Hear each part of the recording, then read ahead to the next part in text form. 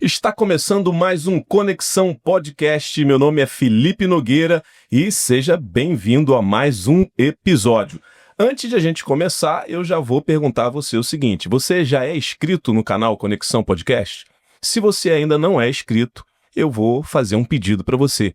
Se inscreve aí agora, não perde tempo, é tão simples. Você vai fazer um cliquezinho aí, vai começar a nos seguir aqui no YouTube. Isso é muito importante para a gente, isso motiva a gente, incentiva a gente a continuar trazendo conteúdos aqui relevantes para você, para aumentar o seu conhecimento, potencializar o seu conhecimento de vida e fazer você se tornar uma pessoa melhor. Outra coisa, é uma informação. Eu não sei se vocês sabem, apenas 60% das pessoas, né? Ou melhor, apenas 40% das pessoas que nos assistem são inscritas. E 60% assistem o Conexão Podcast e não são inscritas. Então, assim, é por isso que a gente está fazendo esse pedido aí carinhoso para você se inscrever. E eu também sempre peço para o pessoal se inscrever e aproveitar para curtir. Aí você vai dizer o seguinte: poxa, Felipe, mas como que eu vou curtir algo que eu nem ainda assisti? Se você não gostar, no meio do caminho, você vai lá e dislike, né? Não deixa descurte, né? Porque é mais fácil você lembrar de descurtir no meio do caminho do que você lembrar quando estiver no final. Então você já curte agora também. Os comentários você pode fazer, que com certeza tanto eu quanto o nosso convidado que está aqui hoje também vai responder por você depois, posteriormente, tá bom? E eu tenho um recado, antes de a gente passar aqui a bola já para o nosso entrevistado do dia, eu tenho um recado também muito importante, que são o recado dos nossos patrocinadores. E um dos nossos patrocinadores que estão com a gente aqui desde o início é a AIG Imóveis, AIG Imobiliária. E essa é para você, né? Esse patrocinador é para você que está procurando comprar um imóvel, uma residência, o seu sonho, né? Se você está procurando um imóvel aqui pela região dos Lagos, principalmente na cidade de Guaba Grande, você não precisa mais perder seu tempo rodando por aí. Você vai direto na AIG Imóveis. A AIG Imóveis tem mais de 10 anos de experiência no mercado imobiliário, líder de mercado lá no município de Guaba Grande, mas atende toda a região dos Lagos. E se você quer saber um pouco mais sobre a AIG Imóveis, você pega o seu telefone e aqui agora você vai colocar no modo de câmera, apontar aqui para o QR Code que está aparecendo na sua tela e você vai ser direcionado diretamente lá para as redes sociais da AIG Imóveis, AIG Imobiliária. Lá você vai conseguir ver vários vídeos e fotos de vários imóveis que eles fazem essa publicação. Em cada vídeo e em cada foto, você também vai encontrar um código. Esse código você pode anotar e quando você for diretamente lá na imobiliária, você pode, através do código, dizer: eu me interessei por essa casa, por esse apartamento aqui, e um dos corretores da AIG Imóveis, que por sinal são muito bem treinados e vai atender você muito bem, vai te direcionar, te levando até o imóvel, te mostrando ou até te mostrando lá na própria imobiliária. A AIG Imóveis passou por uma reformulação agora lá de local, eles mudaram de endereço, mas continua na mesma rua ali na rodovia Amaral Peixoto, ali no município de Guaba Grande, mas só que o que já era bom ficou muito melhor, uma estrutura sensacional para atender você da melhor forma possível, para você ser melhor recepcionado, acomodado. Não deixa de ir lá na AIG Imóveis se você está procurando um imóvel. Agora também tem o seguinte: às vezes você está querendo vender um imóvel. Então, às vezes você tem um imóvel que você está se desfazendo, se mudou, está indo para outro estado, para outra cidade. Você também pode procurar a AIG Imóveis, porque além de você comprar, você consegue colocar o seu imóvel para vender. Você é construtor. Tem gente que constrói casa para vender e fica perdendo tempo, queimando energia, fazendo uma coisa que você não é especializado. Não perde seu tempo não, meu amigo. Coloca na AIG Imóveis que você vai ver o quanto a sua casa vai ser vendida e rápido, tá bom? Da mesma forma, pega o seu celular aí, coloca na câmera, aponta para o QR Code aqui e você vai direto lá para as redes sociais da AIG Imóveis, AIG Imobiliária. Agora, outro patrocinador nosso aqui também é para você que também quer realizar o seu sonho de ter a sua casa própria, de comprar um imóvel, mas está meio apertado ou não tem todas as condições financeiras nesse momento. Outro nosso patrocinador aqui é a BMF Financiamento Imobiliário. Com a BMF Financiamento Imobiliário, você vai conseguir recursos financeiros, financiar o seu imóvel. Esse imóvel ele pode ser um imóvel novo, um imóvel usado, ou você pode até mesmo conseguir recursos financeiros para construir em um terreno. Vai que você tem um terreno aí que está parado e até agora você não conseguiu fazer a sua construção porque lhe falta recursos financeiros. Se era isso, não precisa mais se preocupar. Procura a BMF Financiamento Imobiliário. Da mesma forma que eu falei da IG, está aparecendo para você aqui um QR Code, onde você vai apontar o seu celular e vai ser direcionado diretamente para as redes sociais da BMF Financiamento Imobiliário. Então você já sabe, eu trouxe 2 patrocinadores aí de peso para você e principalmente para você que quer realizar o seu sonho de ter a sua casa própria. Não tem para onde correr. A IG Imóveis ou BMF Financiamento Imobiliário. Agora eu tenho que respirar, puxar o ar, porque comunicação, o combustível da fala é o oxigênio, né? Então a gente tem que respirar para falar. E por que eu estou falando isso? Porque o convidado de hoje ele tem um currículo extenso, tá? Ele é palestrante, psicólogo, terapeuta cognitivo-comportamental, professor e coordenador de pós-graduação em neurociências e comportamento humano, especializado em TEA, que é o transtorno do espectro autista, e TDAH, transtorno do déficit de atenção e hiperatividade, mestrando em ciências ambientais, saúde e educação pela UFRJ e é coordenador, ou melhor, CEO do Centro Integrado de Psicologia e Desenvolvimento que leva o nome dele. Hoje, o nosso entrevistado é Caio Machado. Meu amigo, seja bem-vindo, Caio. Muito Antes obrigado, de qualquer coisa aí, quero te agradecer por você ter aceito o convite do Conexão Podcast. Imagina, Ele uma está honra. aqui conversando com a gente, trocando essa ideia, né? E o que acontece? Antes de a gente começar, Caio, todo convidado que vem aqui, ele ganha um presente, né? Eu sei que você já está ali com seu copinho d'água aí, mas eu vou te dar um presente aqui. Quero que você já abra aí e veja também. Pode abrir para poder você. Isso aqui, gente. Isso, tá vendo? Tá vendo? Já pode usar já? Já, se quiser usar, pode usar. Não, o cabelo que não deixa. Será que vai conseguir usar? Colocar, tem um monte de cabelo aí, tá vendo? Tá vendo? Ó, aí, ó. Top, já posição pra foto. Se usar, não vai. Se usar, acho que não vai dar. Deixa pra usar depois, né? Já tá combinando, tudo de branquinho, já tá combinando. Top demais. E tem outros que você vai gostar também. Eu vou botar ele aqui de lado. Se eu não quebrei, né? Se eu não quebrei. Quebrou não, é assim mesmo, é assim mesmo. Tem outro presente ainda também. Tem outro presente aqui também. Olha só, gente. Que capricho, hein? Gostei de ver. Pode me chamar mais vezes, viu? Aí eu vou ter que subir o nível dos presentes. Já viu subindo? No início aqui a gente só dava caneca, né? Aí depois eu falei assim, poxa, agora eu vou melhorar esse presente aí, porque os nossos entrevistados merecem, né? Tá vendo aí, ó? Foto. Gente, top demais. Gostei, hein? Gostei. Show de bola. Já que se quiser já beber água aí, não. Troca aqui. Será que não tem? Não, tem uns pozinhos aqui. Tem um pozinho, deixa eu pedir. Tem estresse. Aqui você já usa ela aqui. Vou pedir minha assessora aqui, ó. Aqui não é ao vivo não, mas vai tudo assim pro ar depois, sabe? A gente não faz corte, não edita nada. É ao vivo também. É praticamente um ao vivo. A gente não faz edição de nada, só coloca aqui depois vou deixar aqui, ó. Deixa eu guardar aqui só. Já vou deixar aqui pra câmera pegar já. Bota aqui já pra câmera ver. Só tem que me lembrar, porque além... Eu também sou TDAH. Então, ou seja, eu vou esquecer. Não me lembra de eu levar isso aqui. Então vamos começar já então, perguntando isso. Eu vi que você é psicólogo, né? É terapeuta cognitivo-comportamental. Uhum. Tem uma pós-graduação em neurociência e comportamento humano, mas também é especializado em tratamento do transtorno de déficit de atenção e hiperatividade e o TEA também, que é o transtorno do espectro autista. O que te levou, então, já pra gente começar logo isso, e já que você falou que você também tem o TDAH, o que te levou a procurar e querer ser um psicólogo e se especializar dentro dessa área, Caio? Bom, a questão, né, de me tornar psicólogo, ela é um pouco diferente dessa questão que cabe à inclusão. Né? Quando eu era criança, eu era um pouco curioso. Eu ainda não era diagnosticado. E como uma boa criança ali, eu estava em busca, né, de algumas respostas. E a gente se fazia aquelas perguntas meio esquisitas, né? Não sei, às vezes você vai se identificar. Por que o milho verde não é verde, né? Por que o homem-bomba bota capacete antes de explodir? Tem umas perguntas assim que não tem respostas e algumas pessoas ficam pensando nelas, né? Por que Deus não perdoa o diabo? Só pecou uma vez e a gente que peca o tempo todo, né? A gente é perdoado. Então algumas coisas não fazem sentido e a gente vai em busca dessas respostas. Obrigado, querido. E aí, eu fiquei me perguntando naquilo e eu comecei a me questionar o que eu gostaria de fazer da minha vida.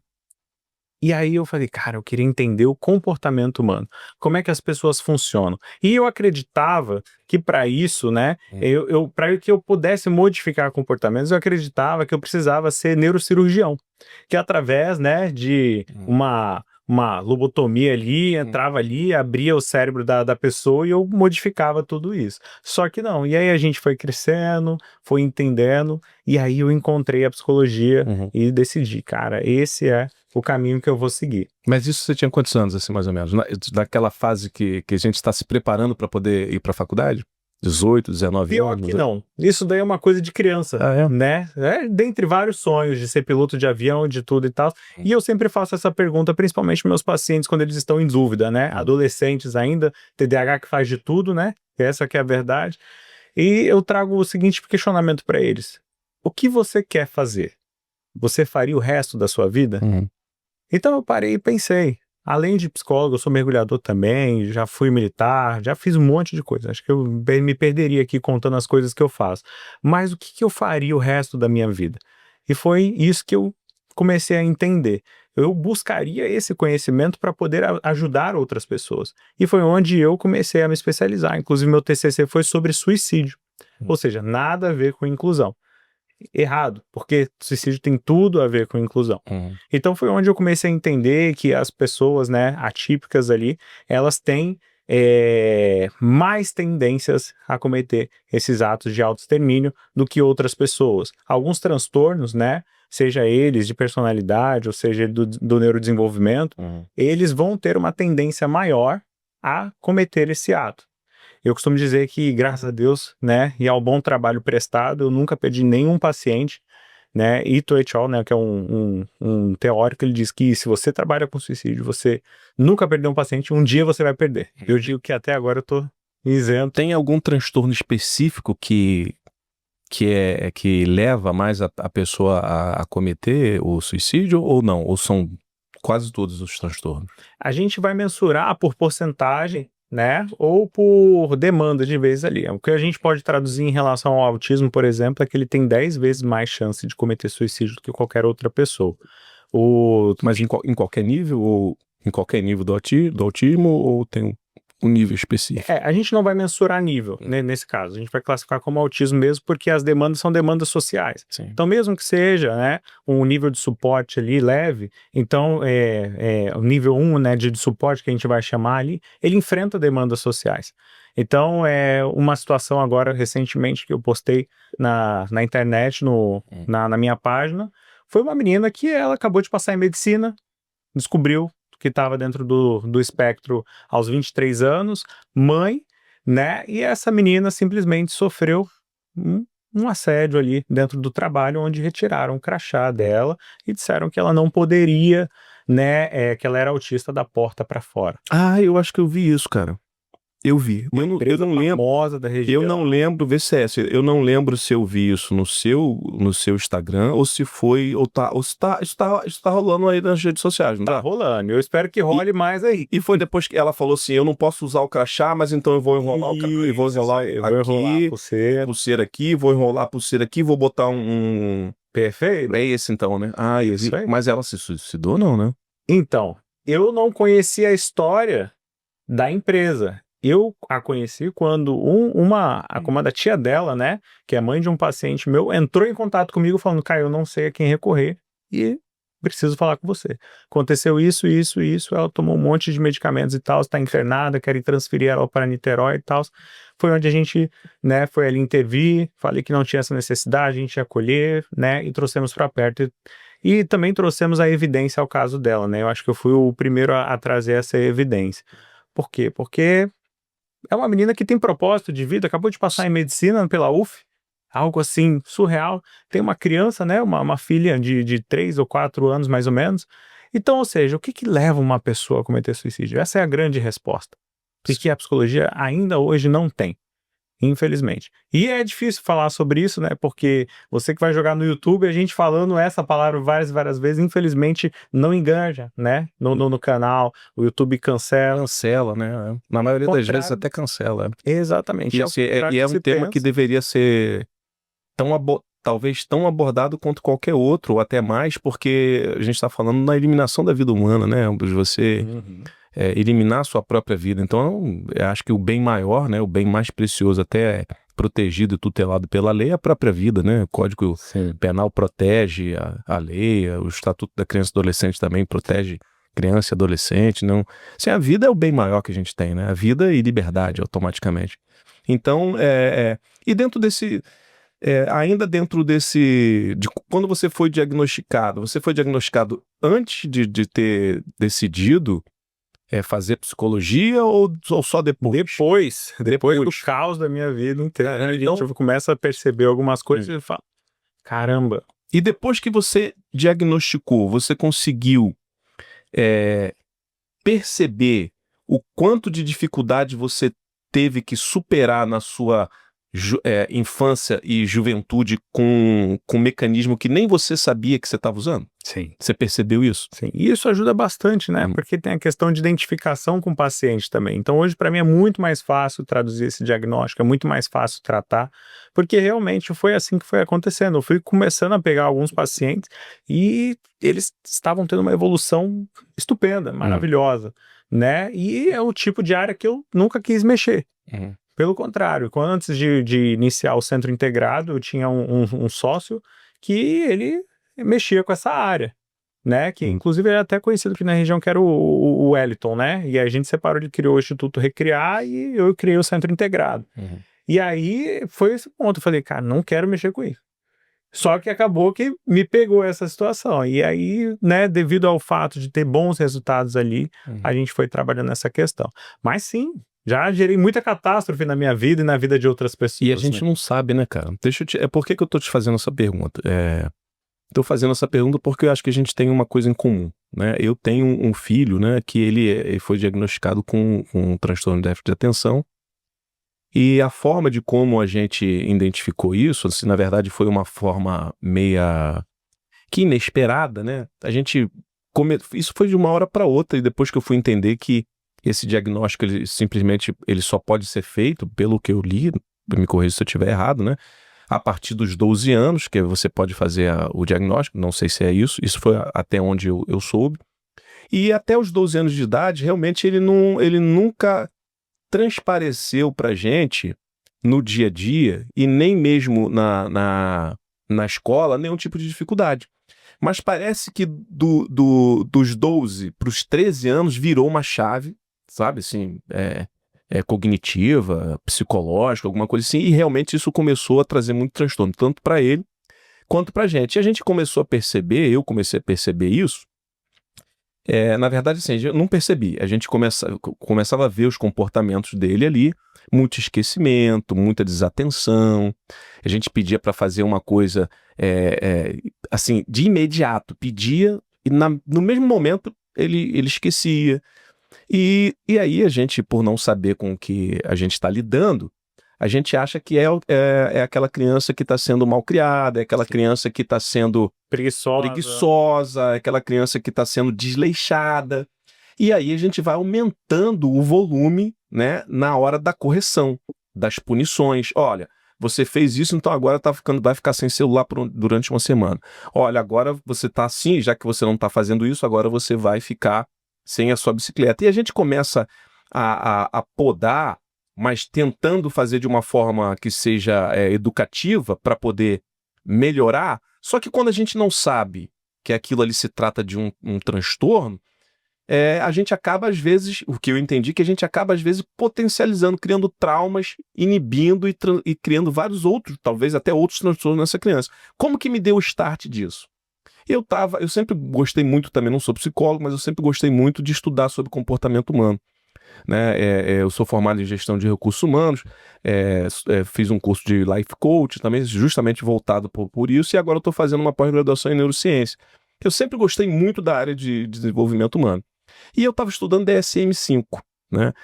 por uma situação específica que também aconteceu na minha vida, eu comecei a estudar o grupo B ali, né? Que é o narcisista, transtorno de personalidade narcisista, borderline, histriônico, né?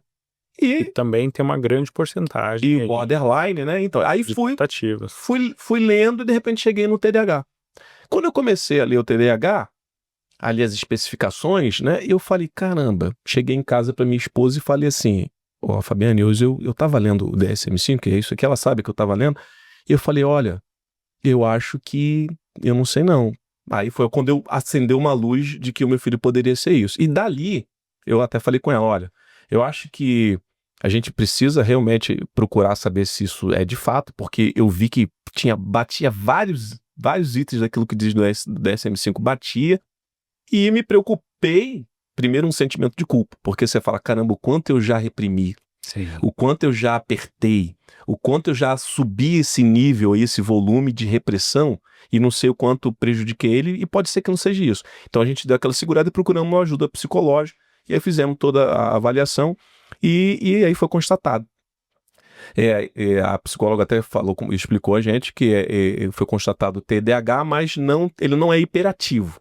Né? Ele tem o déficit de atenção, mas não tem hiperatividade. Na verdade, ele tem hiperatividade. Não existe TDAH sem Isso que eu queria hiperatividade. saber. Ele é predominantemente desatento. Uhum.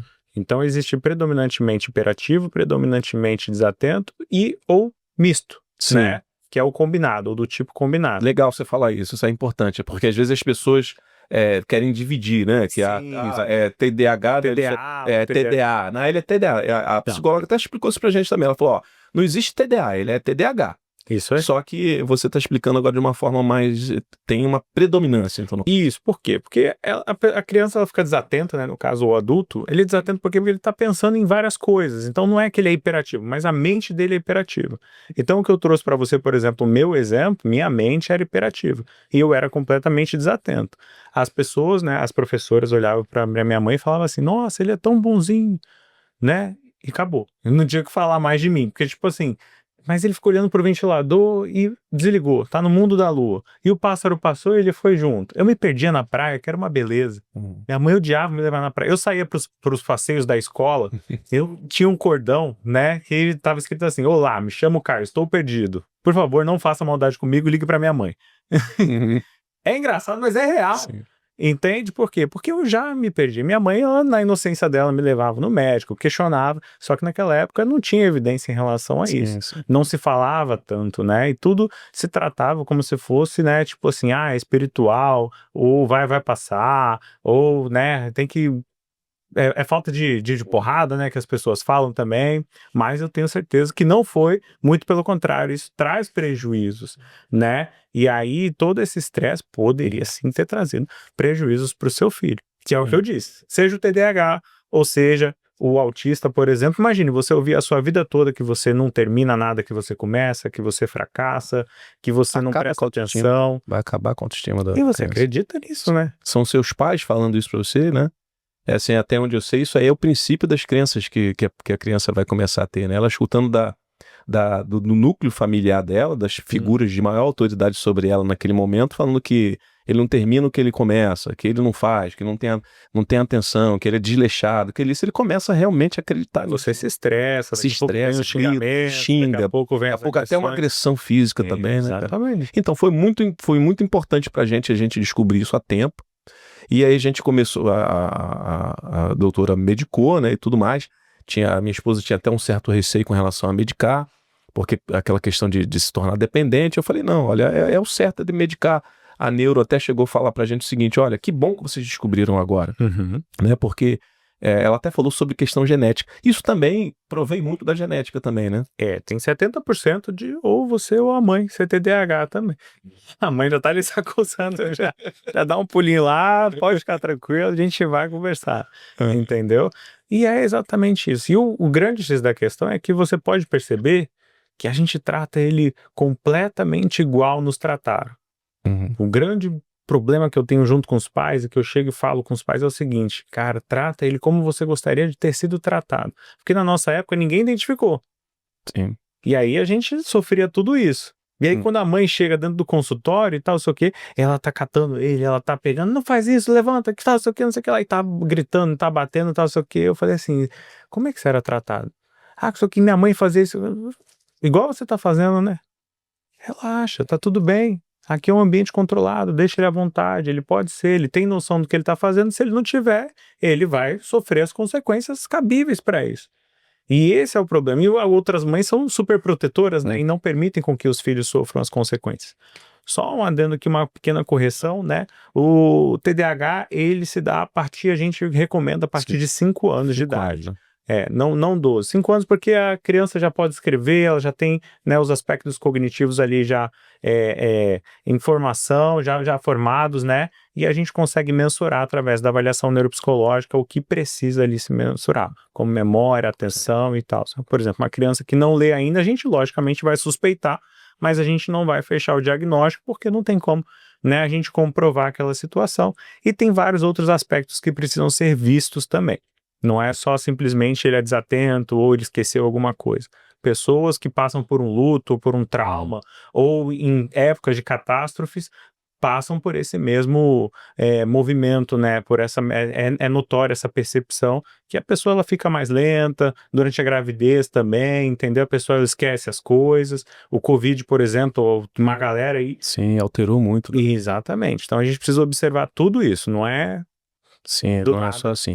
Agora, Caio, o seguinte, com esse crescimento do diagnóstico de tanto do TEA quanto do TDAH, que eu não sei se é um crescimento, porque hoje a gente tem mais conhecimento de que está sendo diagnosticado através da internet, das redes sociais.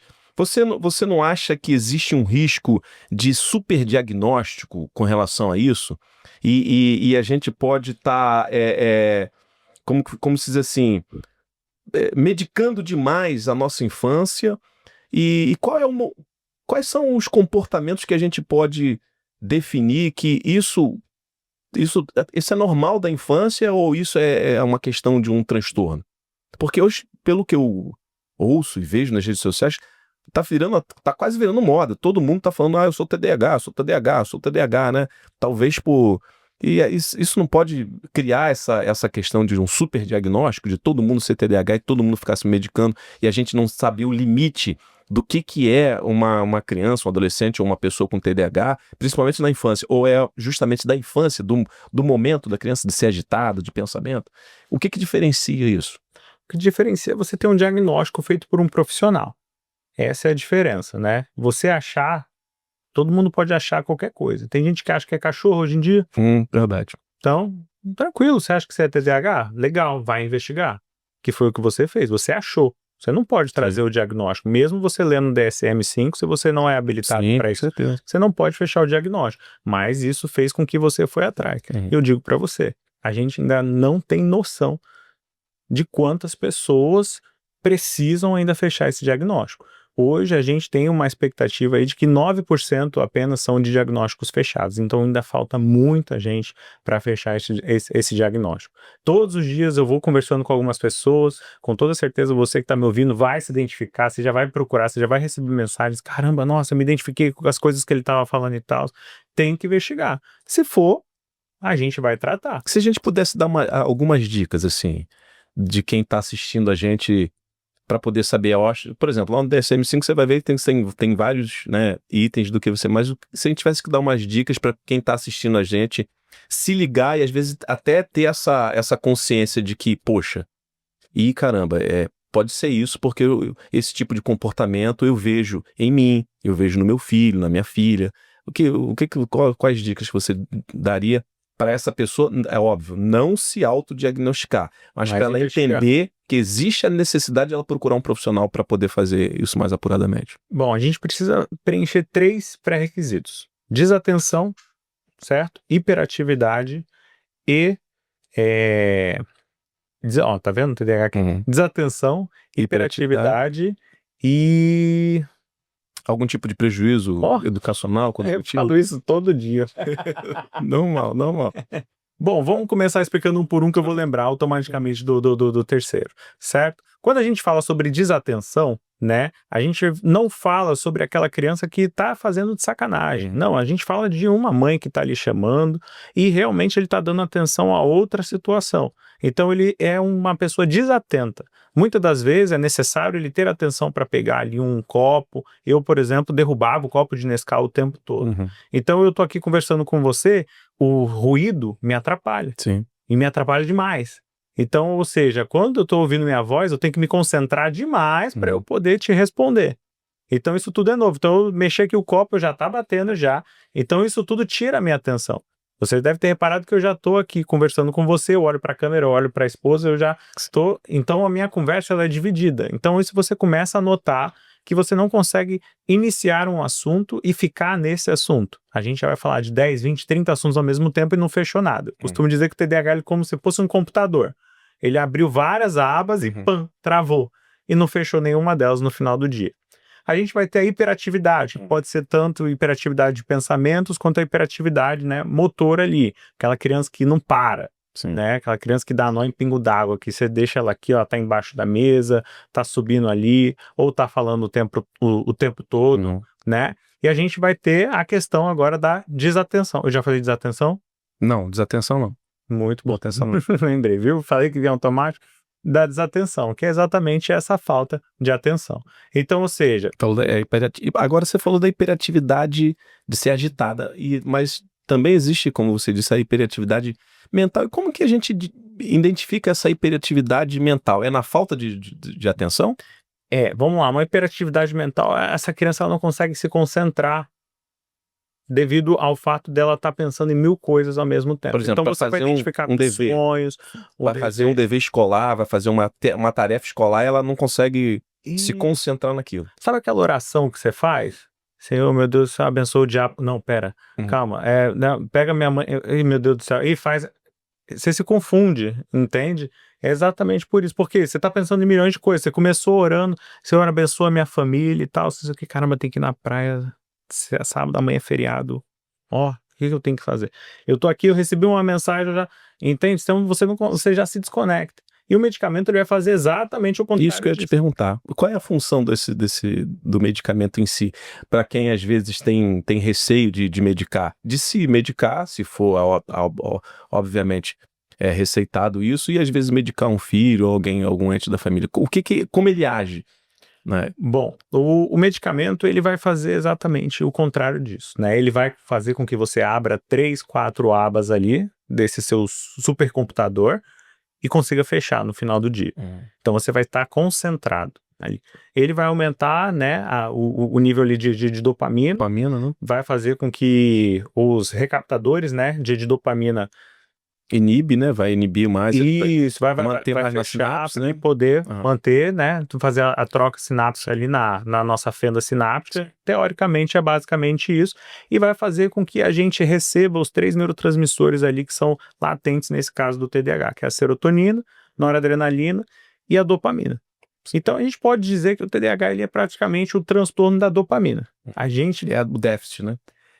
A gente é o hormônio do vício, né? Sim. Da necessidade, do desejo, podemos dizer assim. Então, por isso que o TDAH ele quer muitas coisas e quando ele tem, o que ele faz? Ele larga de lá.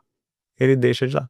E aí, ou seja, esse é o grande problema. E aí ele vai acabando destruindo a vida dele, a tendência de se envolver com alcoolismo ou outras drogas é muito grande, justamente para poder se suprir de dopamina.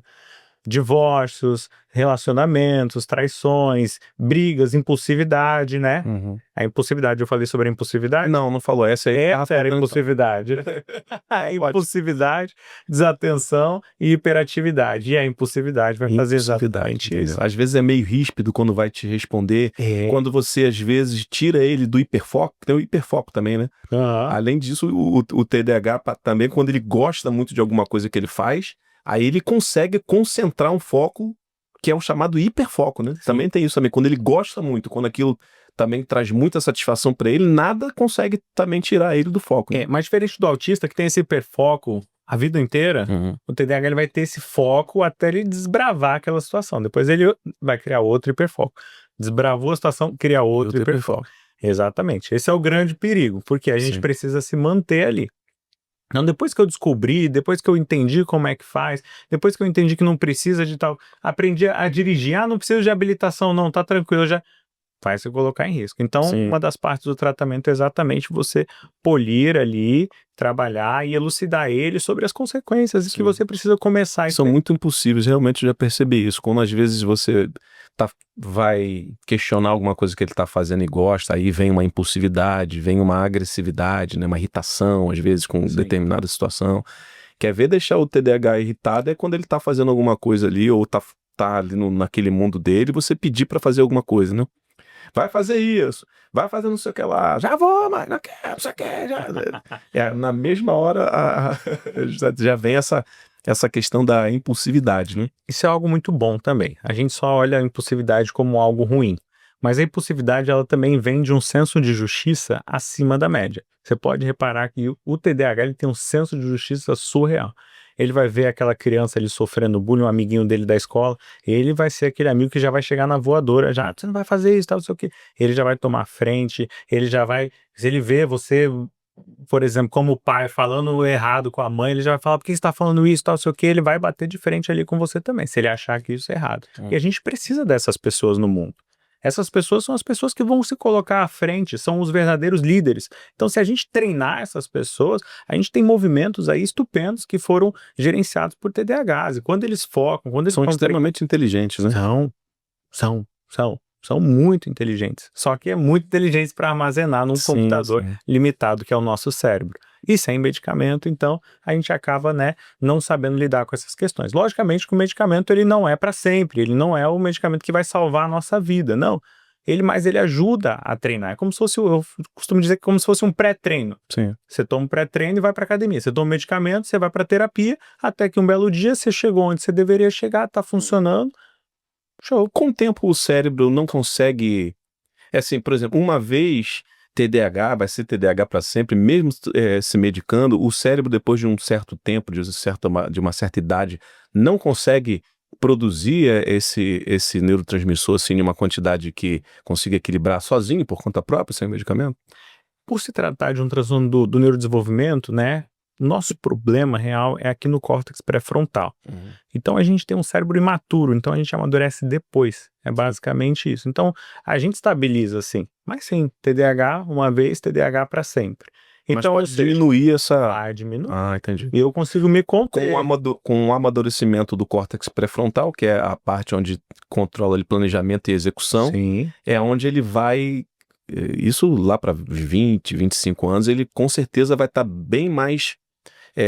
Vamos dizer assim, vai conseguir controlar bem mais esses impulsos, essa falta de atenção, ele vai conseguir ter uma atenção um pouco mais direcionada, os impulsos dele também. Então. Exatamente. Por exemplo, eu não vou entrar numa briga de trânsito à toa, agora eu sou pai, entendeu? Eu já começo isso daí já dá um freio para qualquer outra pessoa, e tanto para o TDAH também. Por exemplo, ele está dentro de uma igreja, uma instituição séria ali, que ele vai se vestir, ele não vai agir de qualquer jeito, ele vai se polir nas palavras, entendeu? Ele não vai deixar de ser quem ele é. De TDAH para TDAH, meu Deus do céu, é só Jesus na causa. Isso é cada loucura que você ouve, mas esses ambientes, essas pessoas, essas educações sociais que a gente enfrenta, que a gente vivencia, são extremamente importantes para isso. Sim, agora eu vi também que eu vi nas suas redes sociais, antes de trazer você aqui, a gente vai sempre dar uma vasculhada lá pra gente saber quem é o nosso entrevistado. Eu vi que você também coloca de uma certa forma, né, que você ter o transtorno de déficit de atenção, tanto quanto o espectro autista, também não é uma desculpa para incapacidade, né? A forma de... Os pais também não podem ver essa criança, esse adolescente, essa pessoa, também como coitadinho, eles são muito capazes. E também isso dentro da escola, né? Eu vi que você tem um vídeo lá que você fala sobre isso, né? Sim, é aí onde as mães se preocupam, né?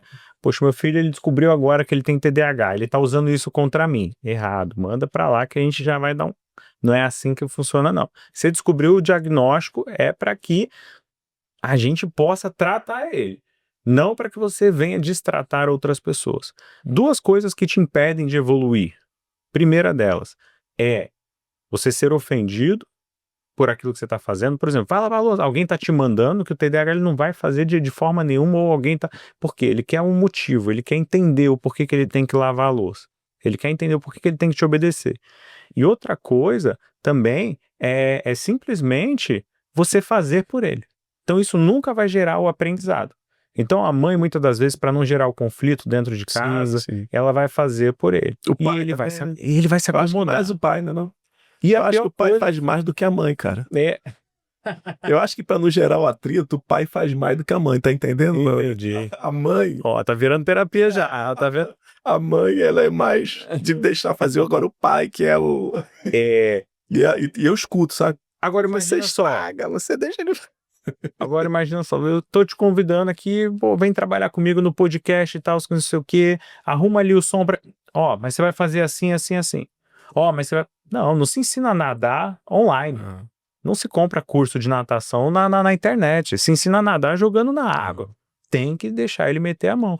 Por quê? Porque o TDAH, ele é o quê? Ele é líder, ele é malandro, ele é um negociador nato. Aí, ó, negociador nato, aí, tá vendo aí? Entende? Tem uma lábia, um desenrolo que, ó, já veio embutido já. Sim, E aí, o que ele faz? Você se tornou escravo dele de sacanagem, à toa. E ele não tá fazendo nada. E você tá fazendo por ele. É um grande empresário. Geriu tudo ali, ó, fez. Não é que ele não vai fazer nada. Ele tá fazendo a função importante, que é pensar, cogitar ali todos aqueles pensamentos dele e organizar ali. Isso é sensacional. Você tá falando isso, mas é o meu filho purinho, cara. Ele com os amigos, você tem que ver como é que é com os amigos, né? É assim, é exatamente o que você tá falando, né? Ô, Bruno, faz isso.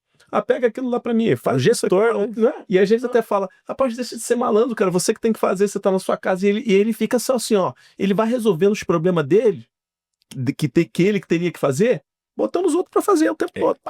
E sem pagar, né? E sem pagar nada, e sem fazer nada, cara, é impressionante, cara, isso que você tá falando aí. Ela, com certeza, ela tá pegando várias, eu também, né, obviamente, né, quando eu vi lá que você tinha essa especialização, eu falei, cara, não vai ter jeito, a gente vai ter que falar.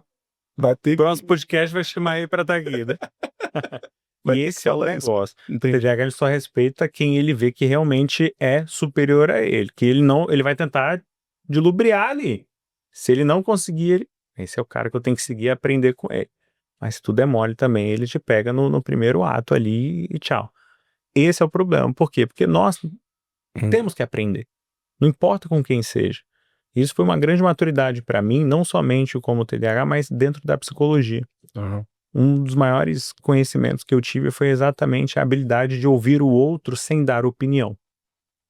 Ouvir o outro sem dizer nada, sem trazer muitas das vezes uma solução. Simplesmente ouvir porque porque ele precisa dizer e eu preciso dar ali a escuta qualitativa para ele. Então foi um grande aprendizado para mim, uma grande dificuldade eu me polir em relação a isso dentro da psicologia. Então isso também precisa ser ensinado. O TDAH ele precisa entender que ele não tem resposta para tudo e que ele vai errar e que ele tem as suas limitações ali, né? Entendi. E isso é difícil, não é? É bem difícil, né, cara? Eu fico imaginando assim, como você falou aí agora, você abriu a minha mente para outras coisas. Você falou, né, uma coisa que eu acho que eu já sabia, mas eu não tinha gravado dessa forma.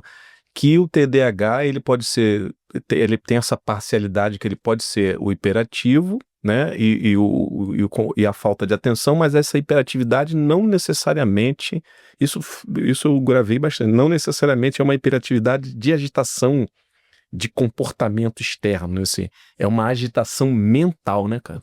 É muita síndrome de pensamento acelerado, né? Toda hora vem um pensamento, uma coisa, ele começa a falar uma coisa no meio do caminho, tá falando outra. Quando você fala isso, eu até começo a me assustar. Eu acho que não sei se sou eu, se é a mãe ou se são os dois. Porque eu sou muito assim, cara.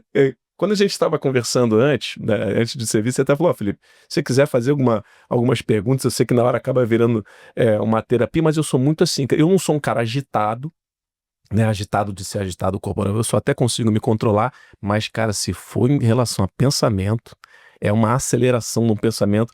Às vezes acontece muito isso até aqui no podcast.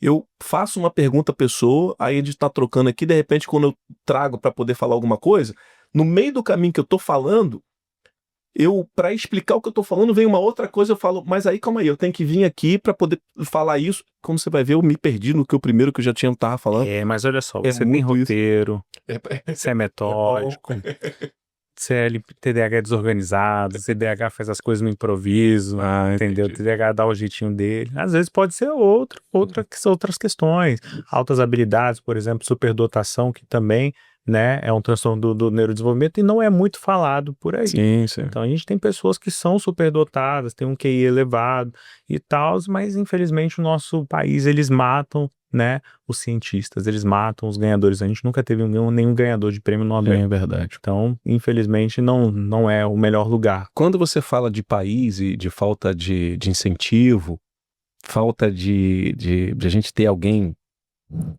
um referencial, né? Eu também começo a pensar nas nossas escolas, né? Tanto nas escolas particulares quanto nas escolas públicas, em relação a como lidar com essas crianças, jovens que têm algum tipo de transtorno, quer seja ele o espectro autista, quanto também o TDAH, né?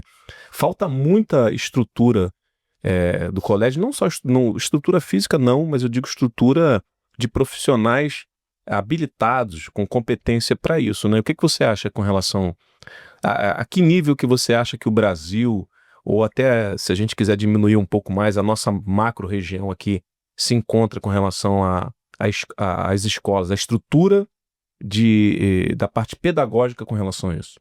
A gente consegue mensurar isso pela ausência do PEI, que é o Planejamento Educacional Individualizado, que o TDAH tem o direito de ter, o autista tem o direito de ter, o PCD tem o direito de ter também. Isso não é feito nas escolas, os professores muitas das vezes não sabem. Isso já é lei e os professores não fazem ideia do que é. Então, ou seja, eu acho que está mais voltado à falta de interesse. Existe aquilo que realmente deve ser feito e existe aquilo que eu posso fazer. A gente, por exemplo, tem uma política de inclusão dentro das empresas, onde tem o caixa ali preferencial, por exemplo, no mercado. Recentemente eu passei por uma situação onde o único caixa que estava fechado na hora do almoço, numa empresa grande aqui da região, né, era o caixa prioritário. E aí eu simplesmente olhei, porra, pelo amor de Deus, o ar-condicionado desligado, um senhor de idade desmaiando na fila, 4 mulheres grávidas, inclusive minha filha no colo, e aquele caos, aquele alvoroço numa fila de pré-feriado enorme e o caixa de prioridade fechado. Aí eu olhei pro lado, olhei pro outro, falei assim, né, vocês estão de brincadeira, né? Vamos lá, eu só vou sair daqui quando esse caixa abrir. A mulher falou, eu tô no meu horário de almoço. Eu falei, não, o problema não é esse. O problema é que qualquer caixa é prioridade. E qualquer um de vocês pode chegar e falar assim, pessoal, vamos respeitar a mulher grávida, deixa ela passar aqui na frente. O problema é a educação que nós não temos. O problema não é, muitas das vezes, a infraestrutura. Logicamente que a infraestrutura está ligada demais à questão de educação. Mas é também a educação que nós não temos.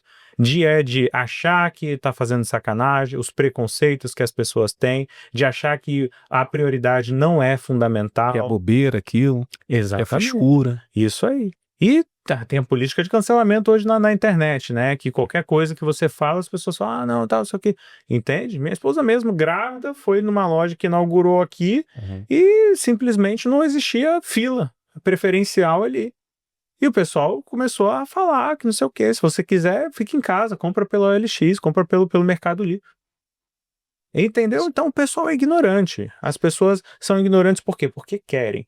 Porque não tem interesse de buscar. Porque não é mais falta de informação hoje em dia, Já né? é dever. Já não é mais. Há um Já tempo é dever. atrás se poderia até falar que você não tinha conhecimento porque o conhecimento era caro. Talvez você fazer uma faculdade, você comprar livros, você tem enciclopédias que eram caras para você ter. Só que o conhecimento hoje, pelo contrário, eu vejo que nós temos hoje até uma quantidade exacerbada de conhecimento. Sim. Eu acho que o problema maior hoje é discernir qual é o conhecimento verdadeiro do fake, né? Do que é bom ou não. Você busca o conhecimento, você consegue discernir. Sim, você consegue entender quando você está falando besteira, porque você olha outro cara, ele está falando com tanta verdade, entendeu? Você vai chamar outras pessoas para estar aqui e às vezes você vai falar, poxa, o Caio não era aquilo tudo que eu esperava. Ou, não, realmente, pô, quando eu chamei alguém aqui, não, o Caio falou com assertividade aquilo.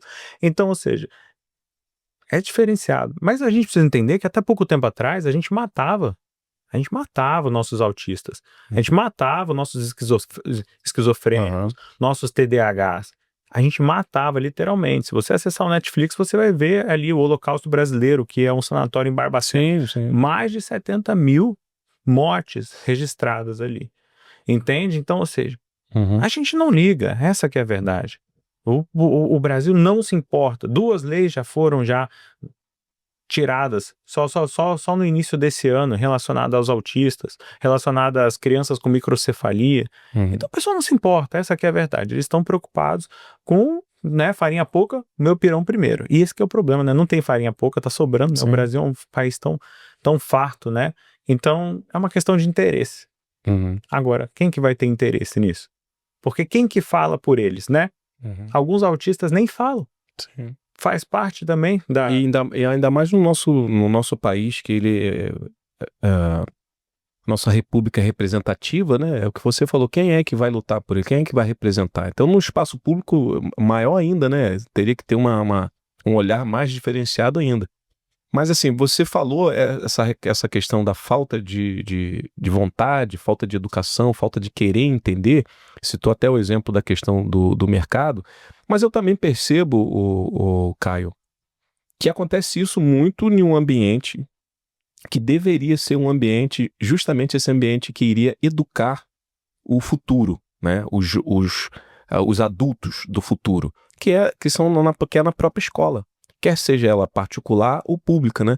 Eu percebo, né? Aí eu tô falando como na fala de pai, né? E pai de um adolescente, eu percebo que muitas escolas, não vou falar muitas não, que tem escolas que ainda entendem, que confundem a indisciplina, o TDAH com indisciplina, né? Por exemplo, já aconteceu olha, o seu filho tá muito agitado aqui, você tem que falar com ele. Aí a gente, sim, ele é TDAH, tem diagnóstico, o colégio recebeu esse diagnóstico.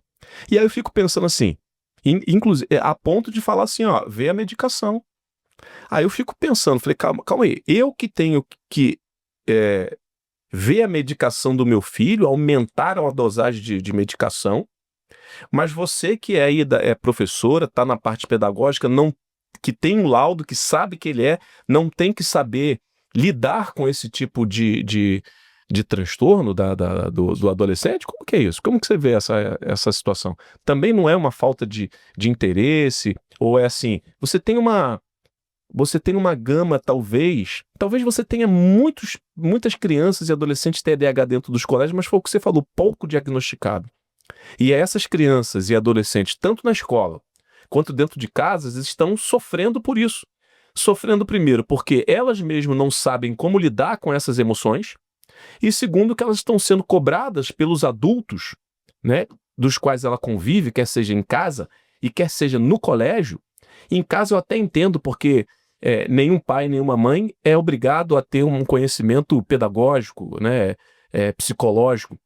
Mas quando você vai para o âmbito escolar, você tem o professor que fez pedagogia, que ele aprendeu na faculdade como ele deve ensinar, como ele deve perceber aquele aluno. Você tem uma equipe de infraestrutura ali pedagógica que analisa isso.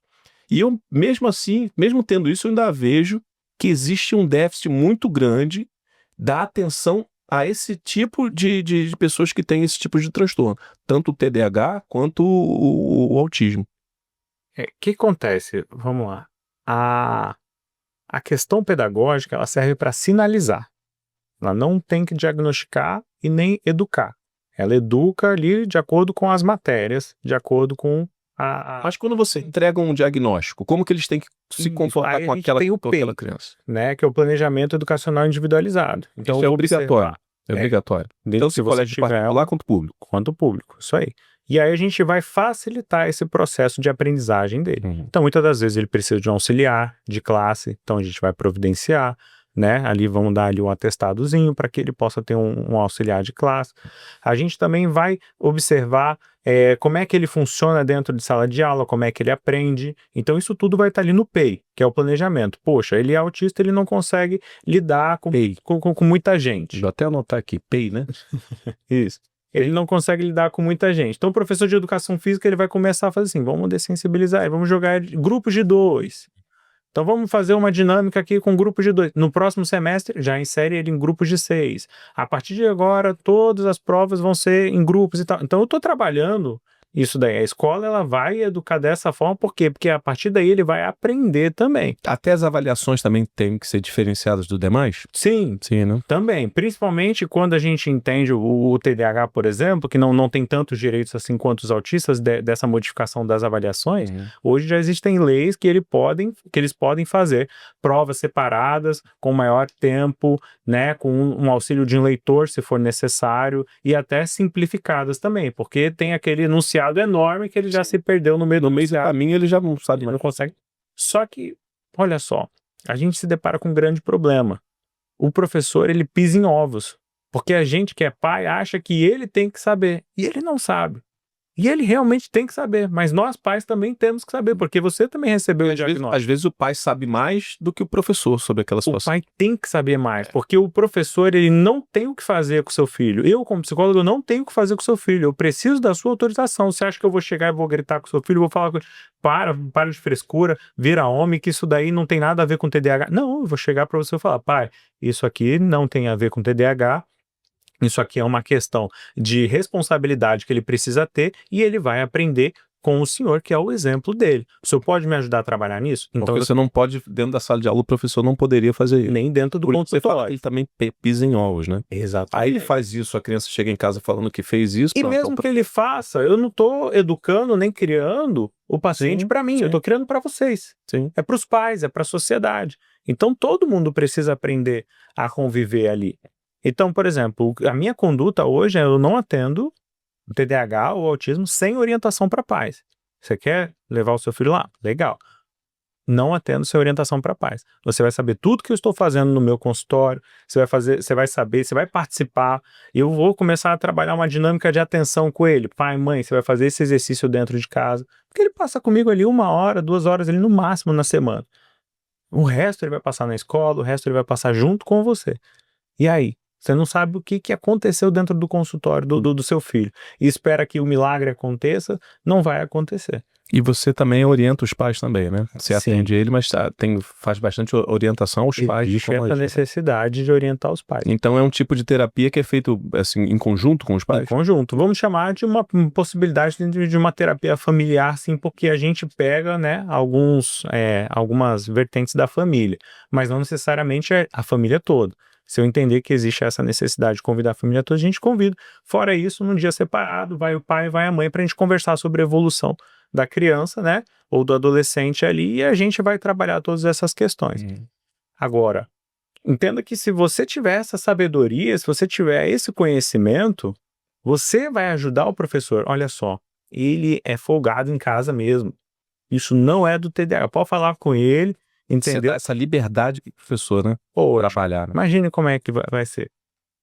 Porque a gente veio de uma época onde o professor ele tinha uma régua e ele fazia o que ele queria. Ele agredia, ele xingava, ele humilhava, ele botava pra fora. Hoje em dia já não pode fazer nada. Tá errado? Tá errado, sim. Entende? Por quê? Porque ele precisa estar dentro dos limites, ele precisa fazer aquilo que vai gerar o aprendizado. Só quando você, pai, entende, olha só, o psicólogo já diagnosticou, eu faço acompanhamento junto com meu filho, e você pode sim ser mais assertiva com ele, pede ele para poder prestar atenção. Quando você for falar com ele, olha nos olhos dele, pega na mão dele, que essa foi a técnica que o psicólogo me ensinou, e explica, por favor, a senhora pode fazer isso? Ah, legal. Ela não tem como saber do seu filho, ela está lidando com 30 crianças. Se for uma escola pública, então, Deus me livre. Outra coisa que eu também, lendo, né, percebi também, que nunca se deve, quando você vai pedir ou delegar alguma coisa para quem tem o transtorno de déficit de atenção, você pedir várias coisas, né? Eu antes, no início, sem saber, a gente fazia uma lista. Eu fiz uma listinha sem saber, né? Assim, eu fiz uma lista. É importante ter uma lista para quem é TDAH, para ele saber o que ele tem que fazer. Só que a gente fez uma lista e colocou lá tudo. Ó, se acordar, arrumar seu quarto, fazer não sei o que, blá, blá, blá. Quando você delega isso verbalmente para ele, ele faz a primeira, o restante ele já esqueceu tudo. Aí eu falo isso sempre com a minha esposa. A gente tem que delegar a primeira, vai arrumar teu quarto. Ele arrumou o quarto e você fala assim, agora você vai passear com a cachorra. Aí ele passeou com a cachorra, agora você vai fazer isso. eu já percebi que também que tem que ser ponto a ponto. Que se você pegar e der várias, delegar várias ações, ele vai fazer a primeira, talvez a segunda, mas vai esquecer um monte no meio do caminho, né? A memória operacional, né? A memória de trabalho. Memória de trabalho, isso aí. Praticamente Memória de não existe. É horrível. Deus me livre. Que é isso aqui, eu falo coisas aqui o tempo todo, mas esqueço instantaneamente. Entende? Aí Chega a ser deixa eu contar então, já que eu tenho que falar, deixa eu contar uma situação que aconteceu, talvez alguém possa se identificar com o filho, alguma coisa assim, só para você ter a ver com relação a isso. Uma vez eu cheguei assim eu tinha reclamado de alguma coisa que ele tinha feito. Ele adora pegar minhas ferramentas lá para poder mexer na bicicleta e deixa tudo bagunçado. Desmonta tudo. Rapaz, já desmonta tudo. Outra coisa, não sei se também tem a ver com isso. Deixa tudo bagunçado. Eu posso arrumar tudo, que ele bagunça tudo. Aí esse dia ele deixou as ferramentas bagunçadas lá. Eu fui lá encontrei ele na sala e peguei, né? Ó, pô, você foi lá, bagunçou minhas ferramentas, deixou tudo bagunçado. E dei aquele sermão dele. Ele agora você vai pegar, ela vai arrumar. Papai, ele ficou quieto. Ele não tem agressividade, não reclama e nada pra cima, não. Aí quando ele terminou, eu terminei de falar, ele pegou, levantou e foi lá na área externa, né? Aí eu pensei, poxa, legal. Ele foi lá, né? Ele ouviu o que eu falei e foi tirar. Aí foi lá, deu um tempo lá e voltou, sentou de novo e começou a mexer no celular. Eu falei, pô, arrumou, né? Cara, eu fui lá fora. Quando eu olhei, tava tudo do mesmo jeito, bagunçado. Eu voltei, rapaz, você não arrumou o que eu falei? Não, ele...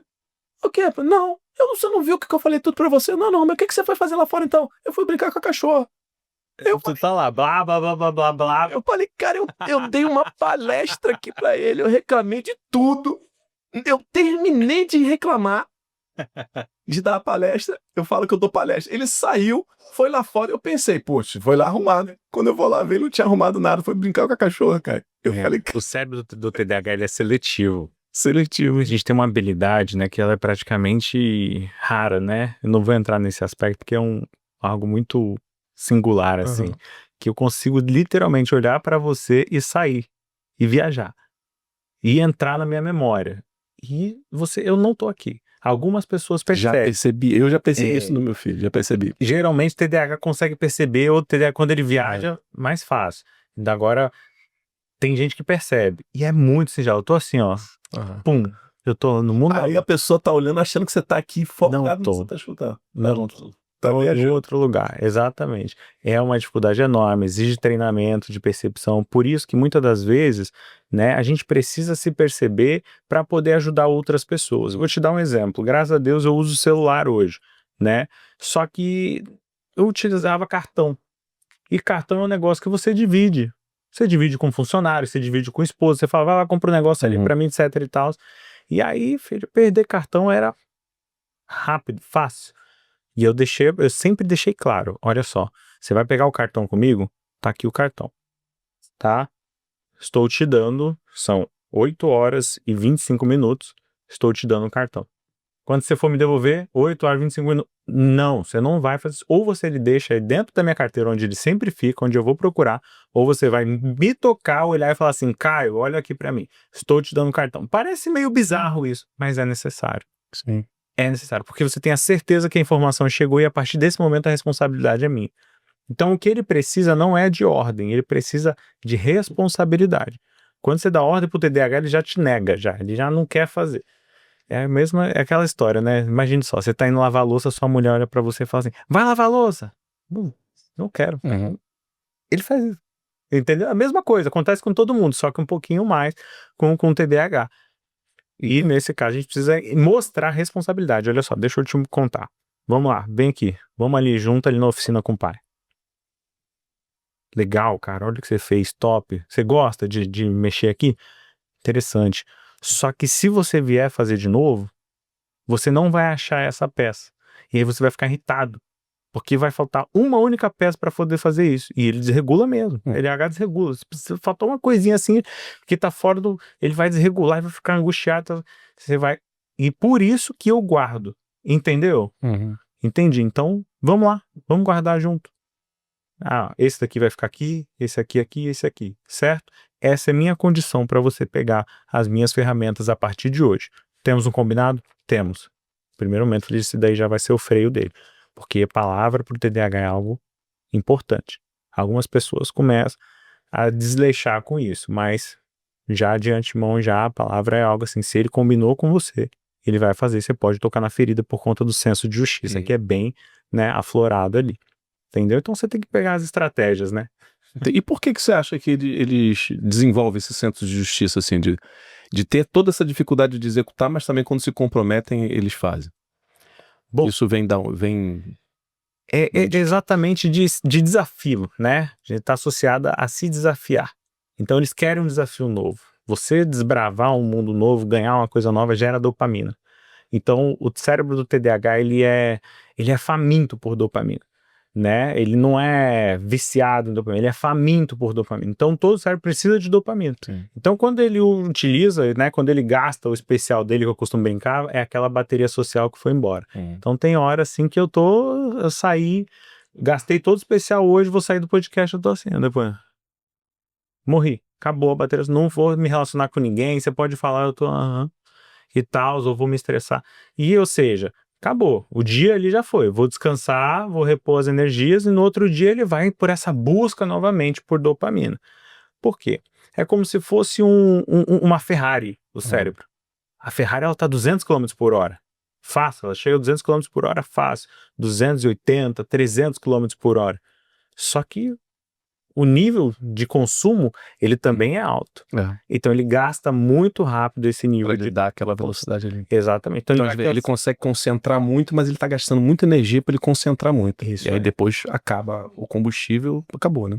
Então, por exemplo, você pega uma Uno, você vai longe. Você sai daqui, chega no Rio e volta ainda com o mesmo tanque. Você pega a Ferrari, você vai andar 300 por hora, mas você vai parar ali, né, em Saquarema e vai ter que abastecer de novo.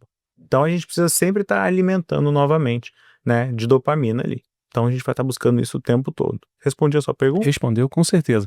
Gente, uma paradinha rapidinho para a gente falar mais uma vez aqui dos nossos patrocinadores e depois a gente vai voltar com mais assuntos. E tem coisa que já fiz, tá vendo? Até que eu usei algumas perguntas aqui, foi interessante. Mas eu quero falar para você aí que está procurando um imóvel, né, e ainda não encontrou, tá rodando por aí, às vezes sendo até mal atendido em algumas imobiliárias, não perde mais o seu tempo, cara, não perde seu tempo. Procura a AIG Imobiliária, que lá você com certeza vai encontrar o imóvel do seu sonho, tá? Se você quer um imóvel aqui na cidade de Guaba Grande ou em qualquer cidade aqui da região dos Lagos, é muito fácil de você encontrar. Você pega o seu telefone agora, coloca no modo de câmera e clica aqui, ó, aponta aqui para o QR Code que está aparecendo aqui na tela, que você vai ser direcionado diretamente para as redes sociais da AIG Imóveis. Lá você já vai conseguir ver alguns vídeos, algumas fotos, e nesses vídeos e nessas fotos você também vai encontrar um código. Esse código é para poder facilitar a sua busca quando você for até a imobiliária e você vai ser atendido lá por um dos corretores da AIG Imóveis e vai falar assim, ó, eu fiquei interessado por esse imóvel aqui. Vai dar um número e eles vão te direcionar. Ou você vai fazer uma visita diretamente ao imóvel presencialmente, ou vão te mostrar lá vídeos e fotos que também tem lá na imobiliária. Mas uma coisa é certa, você não vai sair de lá sem realizar o seu sonho. Então, se você está procurando realizar o sonho da casa própria, AIG Imobiliária. Há mais de 10 anos no mercado imobiliário do município de Guaba Grande, referência e um ótimo atendimento. E como eu falei anteriormente, a AIG Imóveis agora está de casa nova, tudo de bom para poder melhor recepcionar você. E se você também quer comprar o seu imóvel, realizar esse seu sonho, mas está apertado financeiramente, também não precisa mais se preocupar. Você vai procurar a BMF Financiamentos Imobiliários. Da mesma forma, clica aqui do lado, tem um QR Code aparecendo para você e você vai ser direcionado diretamente lá para as redes sociais da BMF Financiamentos Imobiliários. A BMF Financiamentos Imobiliários consegue para você, vai fazer um serviço de consultoria para você e você vai conseguir financiar uma casa, tanto no estado de Nova, uma casa usada, ou até mesmo conseguir recursos para você construir a sua casa. Vai que você tem um terreninho aí que está parado, que você já ganhou, já comprou há muito tempo atrás, ganhou de herança e está aí, e você não consegue andar e construir a sua casa, pronto, agora você não tem mais desculpa. Agora você procura a BMF Financiamentos Imobiliários e você vai ter a possibilidade de financiar esse recurso aí para você também realizar o sonho da casa própria, que é um dos grandes sonhos do brasileiro. Não perde tempo, BMF Financiamentos Imobiliários.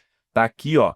Pega o seu telefone, aponta a câmera aqui pro QR Code, que você vai diretamente lá para as redes sociais da BMF Financiamentos Imobiliários. Agora, Caio, eu trouxe aqui um dado, uma informação, que também está relacionada à questão do TDAH e do TEA, mas também fala muito sobre a questão da ansiedade e de depressão, né? Segundo a Organização Mundial da Saúde, o mundo vive hoje uma verdadeira epidemia de transtornos mentais, né? A ansiedade e a depressão, por exemplo, afetam hoje mais de 600 milhões de pessoas no planeta, né? Um estudo da Revista Brasileira de Psiquiatria mostra que o Brasil lidera esse ranking na América Latina em casos de depressão, com um crescimento acelerado entre jovens e adolescentes. Paralelamente, diagnóstico com TEA, transtorno do espectro autista, e TDAH, o transtorno de déficit de atenção com hiperatividade. Esses dois vêm aumentando e com eles o desafio de criar abordagens que realmente promovam a autonomia e inclusão ao desenvolvimento humano. Na sua opinião, o que você acha que pode ser atribuído a esse aumento expressivo dos casos, principalmente de depressão e ansiedade, agora nesse caso, já que a gente já falou bastante de TDAH e TEA? O que você acha que está aumentando esses casos atualmente? Tudo que a gente faz é no modo acelerado, né? É no vezes 2. Já reparou que a chance da gente se estressar no vezes 2 é muito mais fácil? Muito maior, né? A gente não escuta áudio no. E aí a tua mulher mandou aquela mensagem pra você, né? Amor, você já lavou a louça e tal, não sei o quê, olha só, tem comida em cima do fogão, pega ali pra mim, por favor, e tal. Você ouviu, amor, você já lavou a louça e tal, não sei o quê, tem comida em cima do fogão, você já ouviu pra mim. Você automaticamente já aflorou essa ansiedade. Então a velocidade aumenta a ansiedade. Afinal, a ansiedade, ela é um recurso, né, do seu sistema nervoso autônomo, para poder te suprir, né, dentro das suas necessidades. Então, vamos supor, se você vai fazer uma corrida hoje, concorda comigo que você vai aumentar a sua frequência cardíaca? Sim. Concorda comigo que você não vai utilizar sangue ali no seu intestino, né, no seu aparelho digestivo, o seu sangue vai para as pernas. Sim. É isso que acontece com a ansiedade. Então, ele te envia mais sangue para a sua necessidade de luta ou de fuga. Só que você está fazendo isso à toa, porque você simplesmente ouviu o áudio no vezes 2. Tudo que você está fazendo está acelerado. E antigamente a gente não precisava. Para você entrar numa discussão era muito difícil. Por quê? Porque você recebia uma carta. O Pedro Vaz de Caminha está enviando uma carta e tal, sei o quê. Aqui na minha terra tem palmeiras, entende? Então todo mundo ali está escrevendo, está fazendo com calma, está fazendo com delicadeza. Sabe o tempo que vai demorar até chegar. Isso, já está utilizando palavras com cuidado. Então a chance de você se estressar é muito pior, é muito mais fácil, é muito menor, na verdade. Agora, hoje em dia, o cara, ele tá com o filho dele, sabe? Às vezes passando mal, ele te deu uma fechada e ele tá indo atrás, você tá indo buzinando, você tá reclamando, e você não sabe o que tá acontecendo e você já tá respondendo. Isso que tá acontecendo. A gente tá numa sociedade muito acelerada. Então, mas tem alguma... O que nessa sociedade acelerada tá provocando isso na gente? Tá provocando nossa resposta fisiológica. Pra gente se parear a uma sociedade, né, acelerada, a gente precisa acelerar também o nosso sistema nervoso autônomo, que é os nossos batimentos, né, que é a questão dos nossos vasos, né, de tudo aquilo, nossas questões sensitivas que a gente não precisa, que a gente não pensa para fazer. Então seria a cobrança da sociedade? Exatamente, eu preciso seguir o ritmo. Essa cobrança que a sociedade impõe... rápido, eu vou te responder rápido. E meu corpo, meu cérebro vai ter que se acelerar. Isso é a ansiedade. E a necessidade também de se suprir, de pertencer, de aparecer e de também ter um lar. Porque hoje todo mundo está em algum lugar, mas ninguém tem um lar. Ninguém tem para onde voltar, ninguém tem para onde ir. Todo mundo quer alcançar. Mas quando dá errado, a sensação de fracasso ela é muito grande. Então você não tem para onde voltar. Antigamente, você tentava a vida, ia para a cidade e voltava para o aconchego da sua família. E aí a depressão, ela está exatamente nesse nível de frustração, onde a gente tenta e não consegue. É muita informação. E o nosso corpo, ele corresponde a essas informações, infelizmente. E a gente não dá conta disso. Hoje a gente tem tudo no celular, a gente tem uma dependência enorme do celular. A gente vai abrir o celular e tá nossa vida ali na mão. Então você tá aqui, mas ao mesmo tempo você já tá pensando no podcast da semana que vem, o que que você tem que fazer, o que você tem que deixar de fazer, a comida que tá em casa, o que você vai fazer. Agora, pega o índice de depressão e de ansiedade desses lugares longe, sabe? De tudo. Vai pra Sana, vê se o pessoal lá tá ansioso, vê se o pessoal tá depressivo. Uma cidade do interior. Vai para os países nórdicos, ali, fim de mundo mesmo, vê se o pessoal tá depressivo, vê se o pessoal tá... Nem o índice o índice de suicídio zero, índice de morte, de homicídio zero. Então você também está me dizendo que a ambiência influencia muito nessa questão da ansiedade e, posteriormente, uma ansiedade pode virar uma depressão devido a uma frustração de não ter conseguido corresponder à pressão da sociedade, e aí a pessoa fica frustrada, mas então a ambiência tem muito a ver, né? Sim, é aquela sensação de nada, né? Que a gente vai chamar de impotência. Então hoje a gente tem uma geração de fracassados, porque eles não conseguem alcançar essa dinâmica. E Aristóteles já dizia que nós somos animais sociais. Nós precisamos estar em sociedade. A gente acabou de vencer uma pandemia, estamos quase entrando em outras, e a gente tem medo de lidar com as pessoas. A gente não sabe fazer isso aqui, ó, esse bate-papo. Se você pegar um garoto de 17 anos, 16 anos, dificilmente ele vai ter essa cordialidade nas palavras para poder te corresponder. Essa nova geração, ela não sabe se conectar fora do celular. E isso aqui é um grande difusor de ansiedade. Então, aquilo que foge do nosso conhecimento gera medo. Afinal, o que é medo, né? É simplesmente você não conhecer algo, é medo do desconhecido. Então, isso vai ativar a nossa amígdala cerebral, que vai fazer com que a gente ligue aquele famoso sensor aranha, esteja em estado de alerta. Em estado de alerta você não dorme, você fica depressivo, sua cognição é reduzida, você não come, ou você entra num colapso, né, onde você vai comer demasiadamente, dentre outros sintomas ali, né, que a gente pode classificar como ansiedade, que provavelmente vai gerar uma depressão, sim.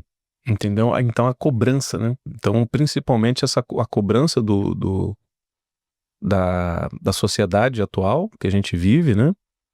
O ambiente onde a gente se encontra, porque você pode, como você disse, se a gente estiver morando, residindo em uma comunidade que seja mais calma, mais tranquila, no interior, então as pessoas que vivem em megalópolis, em metrópoles, elas têm uma tendência maior ainda em ser pessoas ansiosas, normalmente, simplesmente pelo próprio ambiente, né? Eu percebi isso no final de semana passada. Eu fui para o Rio, a nossa capital aqui é próxima da nossa região. Já começa a gerar eu tava falando isso com a minha esposa, eu falei assim, no dia nós fomos na sexta e fomos no sábado e voltamos no domingo.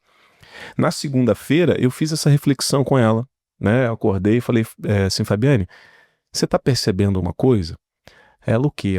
Olha o silêncio, olha a tranquilidade dessa segunda-feira aqui na nossa casa, na nossa cidade. Que a gente mora em Iguaba Grande, uma cidade relativamente pequena, e no bairro que a gente mora é muito tranquilo. E eu comparei isso com o apartamento que eu estava no final de semana na casa da minha prima no Flamengo, ali no Rio de Janeiro. Como que é agitado. A variedade de veículos passando na rua, o barulho que esses veículos produzem dentro do apartamento até tantas horas da noite, porque o Rio também é bem movimentado, tem uma grande circulação de carro, de pessoas. Nós fomos na rua, né, passear, dar uma volta em um restaurante, é muito movimentado o tempo todo, e você falou uma coisa que é muito engraçado, você realmente liga um estado de alerta automático. Só em você saber, estou no Rio, pelas informações que nós temos nas redes sociais, nos jornais, pela própria fama do município, do estado, a gente já pensa o quê? O Rio é perigoso, toma cuidado, tem muito assalto, né? Então você automaticamente já liga um estado de alerta, e pelo que você falou, esse estado de alerta acaba te levando para um estado de maior ansiedade, né? Aquela correria, aquela agitação. Você vai no centro a gente nem foi no centro da cidade, mas a gente vai no centro da cidade, que é aquele fervo ali. Então isso acaba também ajudando a gente a ficar mais ansioso ainda, né? Agora, a ansiedade, em que momento a ansiedade faz uma conexão com a depressão? Bom, a ansiedade ela é uma resposta fisiológica a uma determinada situação, tá? Ela não é uma doença propriamente dita, é um somatório de sintomas que a gente vai classificar como ansiedade. Nesse estado ansioso prolongado, né, onde a gente vai chamar de crônico ali, ele pode evoluir para uma depressão, sim. Então, uma coisa está assim associada à outra. Essa é a grande diferença na questão temporal. Então, o quanto de tempo que eu estou vivenciando isso e quais são os sintomas que foram evoluindo em relação a isso. Então, devido a esse processo ansioso, eu começo a me fechar, eu começo a desenvolver algumas fobias, eu começo a me resguardar dentro do quarto, não quero tomar banho, minha libido vai lá para baixo, eu não quero comer, ou eu desenvolvo uma compulsão alimentar absurda que eu vou estar comendo o tempo todo, eu começo a me isolar, não somente das pessoas, mas do trabalho, né?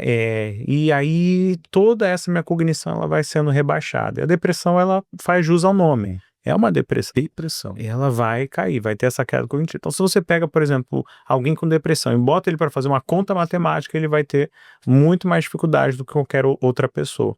Porque vamos chamar ali que a consciência dele está ali rebaixada. A ponto dessa depressão estar associada, por exemplo, a gente tem ali, né, o CID, né, que é o F32 ali, que vai traduzir esses sintomas, né, de depressão. A gente tem alguns pontos ali, ponto 2, ponto 3 e tal, e vai ter ali associada a paranoias, que muitas das vezes pode evoluir ou pode até ser...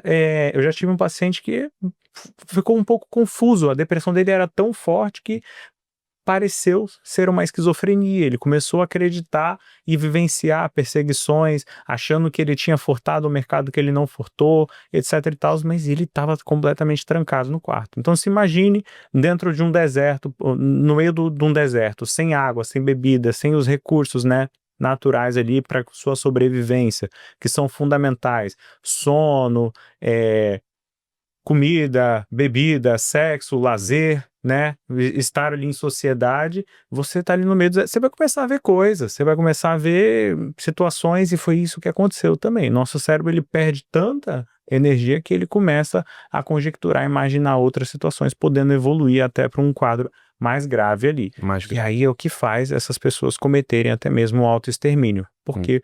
Porque, tanto que você vai ver que muitas pessoas em depressão vão chegar na beira da ponte, ou vão chegar a botar um revólver na cabeça, estão ouvindo vozes. E essas vozes dizem, vai se matar, que não sei o quê. Não necessariamente é demônio ali, não necessariamente é... Essas vozes são os pensamentos dele. Isso, são aqueles pensamentos intrusivos que vêm, e essa é a grande diferença. Nós não somos esses pensamentos intrusivos. Todo mundo tem isso. Mas nós somos quem? O freio. Opa, não, eu não vou me jogar daqui, eu não vou me matar, não vou fazer nada, né, contra a minha integridade física ou contra qualquer outra pessoa. Não vale a pena fazer Mas isso. aí, Eu quando preciso ter cognição. a pessoa está nesse estado de depressão, o que faz a nossa cognição estar prejudicada ao ponto de não conseguir ter mais esse freio e ela apertar o gatilho, vamos dizer assim, de desistir da vida ou às vezes ficar naquela depressão profunda?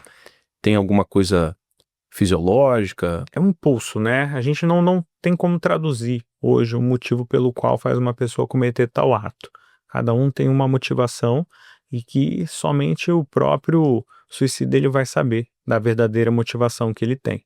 Mas a gente pode com certeza traduzir que grande parte dos casos são feitos de forma impulsiva. Gatilhos, né? É, Coisa, um eles momento. querem tirar a dor, eles querem sair daquele momento de ansiedade, aquele aperto no peito. Então isso você vai ver muito comum em alguns transtornos, como o transtorno afetivo bipolar, como o autista desregulado. Ele quer sair daquela situação e ele olha e ele fala assim, cara, se eu me jogar daqui eu vou pelo menos acabar com tudo. Não tem coerência aquilo, mas ele não tá pensando, ele tá no... O bipolar também tem um grande índice de suicídio também, né? Tem, Principalmente porque ele tem a fase da euforia, né? E a fase da depressão, né? Isso aí. As fases de depressão do bipolar são muito longas, né? E aí que é a fase mais perigosa, né?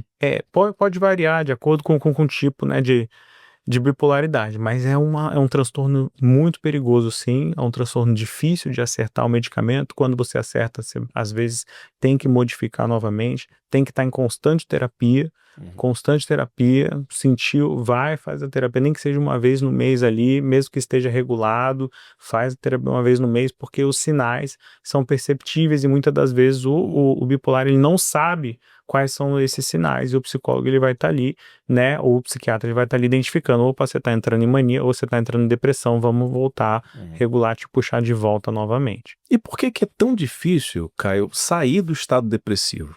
Por que uma vez que você entra, é tão difícil de você sair desse estágio? É porque tudo aquilo que a gente conhece, a gente acha que por a gente saber, a gente vai fazer. Mas é o que eu disse para você há pouco, né? O ambiente está ligado ao comportamento, como o comportamento está ligado ao ambiente e à cognição também. Então não é porque eu sei que eu vou fazer, e não é porque eu me comporto que eu sei, e não é porque eu vivo em determinado ambiente que eu sou parte daquele ambiente, que eu me comporto e sou como aquele ambiente. Tudo isso influencia, só que esses 3 pontos precisam estar em coerência. Então, se eu entro numa depressão, a minha cognição está rebaixada, lembra?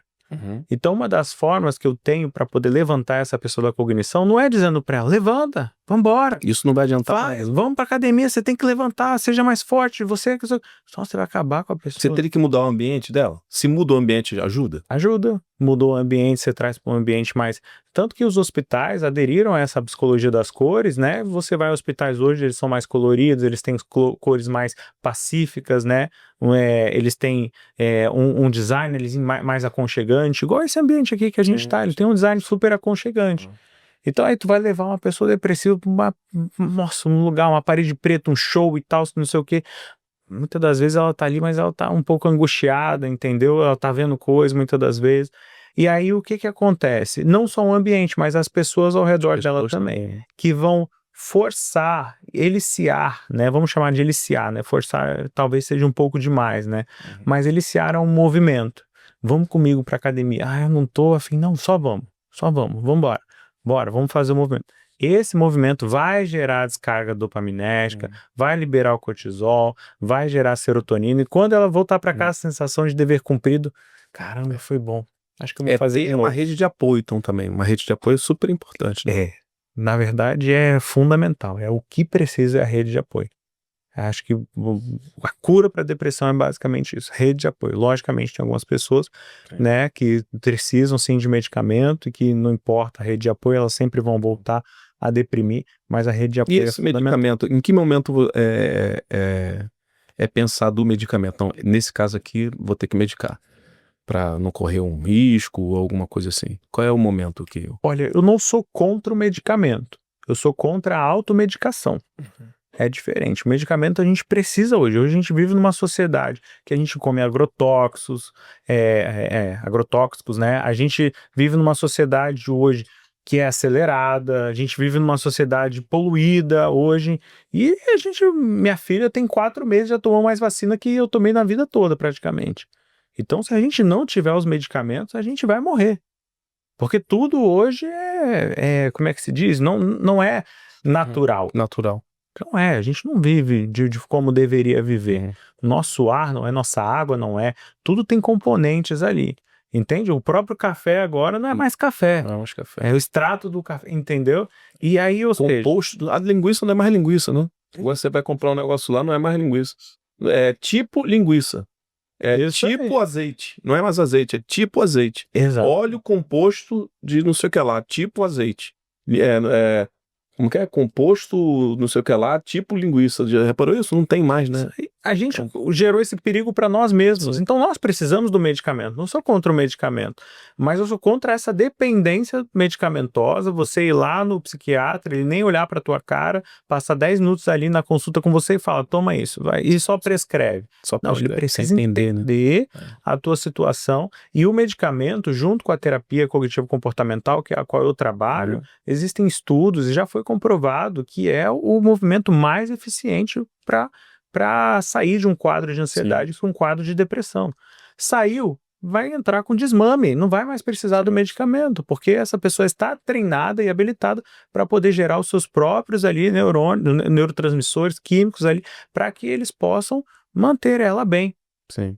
Agora, como você explicou do TDAH, que o medicamento ele age justamente na questão ali dos neurotransmissores de dopamina e que ele segura mais ali, né, a recaptação da dopamina nas fendas sinápticas, como que age, em que neurônio, em que neurotransmissor age a medicação contra a depressão?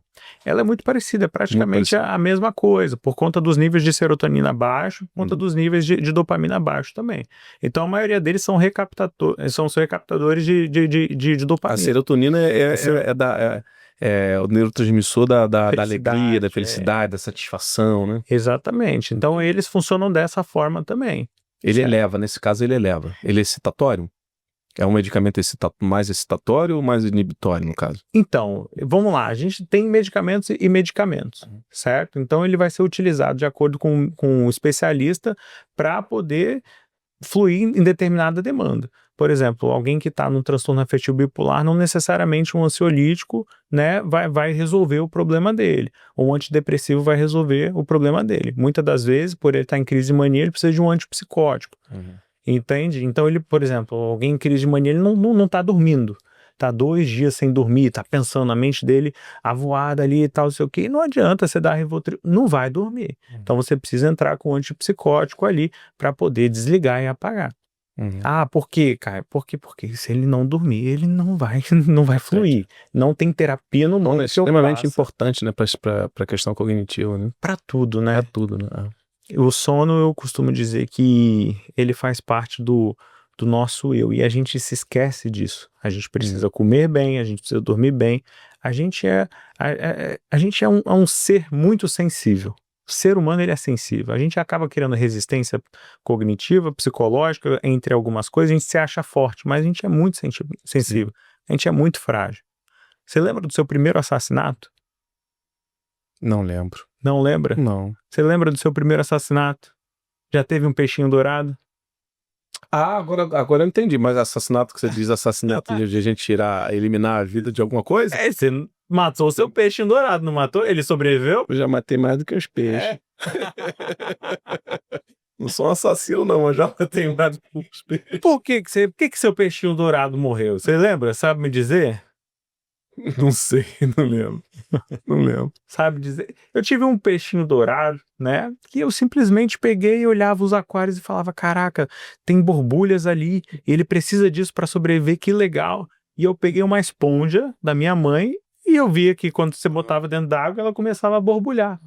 E eu comecei a botar dentro d'água, só que tava com cloro aquela esponja, com detergente. Eu mudei o pH da água e fui descobrir isso quando eu era adulto. Comecei a cuidar de aquários, né? Foi um estágio que eu fiz lá no FRJ, cuidando no laboratório de microbiologia, cuidando de aquários, das espécies Mucismilia ríspida, Mucismilia brasilensis, que são os corais, cérebros da nossa região típicos, né? Então, ou seja, eu entendi que eu precisava medir o pH, eu precisava medir a salinidade, a temperatura da água, e qualquer coisinha eu ia matar aquele organismo. E aí eu falei: caraca, eu matei meu peixe. Por um grau de temperatura você mata um ser vivo. Por uma modificação no pH você mata o ser vivo. E a gente simplesmente vive numa sociedade que a gente não mede nada. Nada. E tá vivendo e vida que segue. Ah, eu não tô dormindo. A temperatura ideal para você dormir é de 22 a 24 graus ali. Mas você tá ali no ventilador e você tá gastando com ansiolítico, você tá gastando com antidepressivo, mas você podia estar só pagando uma conta de luz ou botando uma energia solar, você ia estar dormindo aquele sono de princesa ali tranquilamente, e o seu dia ia fluir de uma forma perfeita. Trazendo essa sua metáfora pra gente, a gente tá se matando a cada instante e a cada momento que a gente faz alguma coisa inconsciente, né? Sem saber exatamente o quanto aquilo prejudica a gente. E às vezes esse ato prejudicial não é um ato nem físico, né? É um ato mental, né? O quanto você está se assassinando mentalmente, psicologicamente, né? Quando você, às vezes, tem um pensamento, que todos nós temos, né? que são pensamentos intrusivos, como você falou, e a gente aceita esses pensamentos, né? Embarca nesse vagão aí do pensamento e ele vai levando a gente por caminhos, às vezes, muito tortuosos, e quando a gente vai ver, a gente acabou morrendo. Quer sejam pensamentos de ansiedade, que nos levam a um estado de ansiedade, ansioso, ou até pensamentos depressivos, né? São os vagõezinhos que vão passando na nossa mente, né, de pensamentos, e a gente entra dentro desse, embarca e vai embora. Então, assim, trazendo essa metáfora para esse ponto de vista, a gente tem que se perceber muito, né? Fazer muito uma autoavaliação, tá sempre tentando se conectar consigo mesmo, né? Tem um momento de relaxamento, um momento de introspecção, para a gente pensar sobre os pensamentos que nós estamos tendo, por que nós estamos pensando aquilo, por que nós estamos sentindo isso, né? Entender que aceitar esses pensamentos em determinados momentos vai ser o que vai produzir emoções, e essas emoções podem levar a gente a estados emocionais e até comportamentos muito nocivos à nossa vida, né? Agora, Caio, eu vi que também lá nas suas redes sociais que você fala, tá lá na sua bio, né? Encontre um propósito. Em que ponto, e por que eu tô te perguntando isso, eu acho que eu cheguei a uma conclusão na minha vida que ter um propósito bem definido é algo fundamental para você ter vitalidade, força de vontade de continuar. Porque assim, a vida não é um morango, né? Por mais que a gente realmente fale que é legal, que a gente tem que fazer isso, assim, eu tenho essa percepção, não sei se é uma percepção negativa, apesar de saber que eu tenho muitos traços assim de negativismo, se a gente for falar sobre Jeffrey Young lá da terapia dos esquemas, né? Eu não sei se é uma questão muito do negativismo ou de muito realismo, de ser muito realista, de enxergar a vida com muito no real, e por isso que eu acho que ela não é um morango, eu acho ela bem, bem, bem difícil. Mas eu percebi ao longo desses 46 anos o quanto é importante a gente ter um propósito na nossa vida. E você acha que não ter esse propósito influencia muito nas pessoas em entrarem por esses estados de ansiedade e de depressão? Antes da gente entrar nesse ponto do propósito, você tem 46 anos. 46. Você tem 46 anos, você não tem cara de 46 anos. Obrigado. Não tem problema, né? Não. Na pele, nem problema cardíaco. Aparentemente, seu físico tá muito melhor do que o meu, posso dizer assim. E olha que eu faço esportes, luto Muay Thai, certo? Tenho uma família, tenho um filho. Essa percepção não é nossa, é das outras pessoas. E a gente não consegue ouvir as outras pessoas. Você talvez não se olhe dessa forma. Vejo você como alguém muito inteligente, vejo você como alguém que ainda constrói o seu futuro, apesar de ter 46 anos, a gente quando é criança, a gente acha que com os 46 anos a gente já vai estar aposentado, já vai ter feito tudo que tinha que fazer, mas você me convidando aqui, entendendo, interessado pelo seu filho, eu vejo um bom pai, eu vejo alguém inteligente, eu vejo alguém que é um bom marido, alguém que a esposa faz questão de estar aqui participando, ainda que por trás das câmeras, eu vejo inúmeras qualidades que você talvez não veja. Então, ter um propósito não necessariamente é ter ele, mas é ouvir das outras pessoas o que você faz. E isso é a nossa bússola. Um timoneiro, ele precisa de pelo menos de 40 em 40 minutos ir ali ajustar o timão do seu navio, o leme, para que ele não perca o rumo dele. Ele precisa ajustar o rumo. Por quê? Porque mesmo que tenha ali, o vento vai bater, a maré, as ondas vão tirar o navio do rumo, não importa o quão grande ele seja. E o timoneiro precisa ir lá e ajustar o rumo e colocar na direção correta, de tempo em tempo. E quem vai dizer isso? É a bússola, são os instrumentos, são as outras pessoas, são as referências. Então, a minha mãe sempre dizia que o inferno está cheio de boas intenções. Nossa, eu demorei para entender isso, eu ficava pensando se essas frases acabavam comigo, né? E eu entendi isso realmente, quantas pessoas você ajudou e não foi a melhor coisa que você fez por elas. Porque você achou que estava fazendo bem para elas, mas elas só queriam até ali. Dentro da clínica, por exemplo, tem gente que eu ajudei, eu consegui um laudo, a minha mulher falou, não, cara, o meu filho não é isso, rasgou o laudo E vida que segue eu falei, pelo amor de Deus, ele só vai conseguir a vaga se ele conseguir esse lado. Eu tive que convencer. Então, às vezes, você ajuda muita gente, você convida muita gente, você abraça muita gente com uma excelente intenção, mas a pessoa ela não quer isso. E muitas das vezes você, bem intencionado, está opinando na vida do seu filho e da sua esposa, e isso está gerando raiva, está gerando, sabe, ansiedade, porque é uma ótima intenção, mas não é assim que se faz. Então a gente precisa aprender novamente, ouvir as pessoas, até mesmo para a gente estabelecer o nosso rumo. E isso tem tudo a ver com propósito. Agora, voltando para a sua pergunta, por que eu trouxe esse ensaio antes de falar sobre essa pergunta? O propósito, ele não é definido. O propósito, ele não acaba. Ele é infinito. Existe um filme ao qual eu sou apaixonado, A Lista de Schindler. Já vi, muito bom.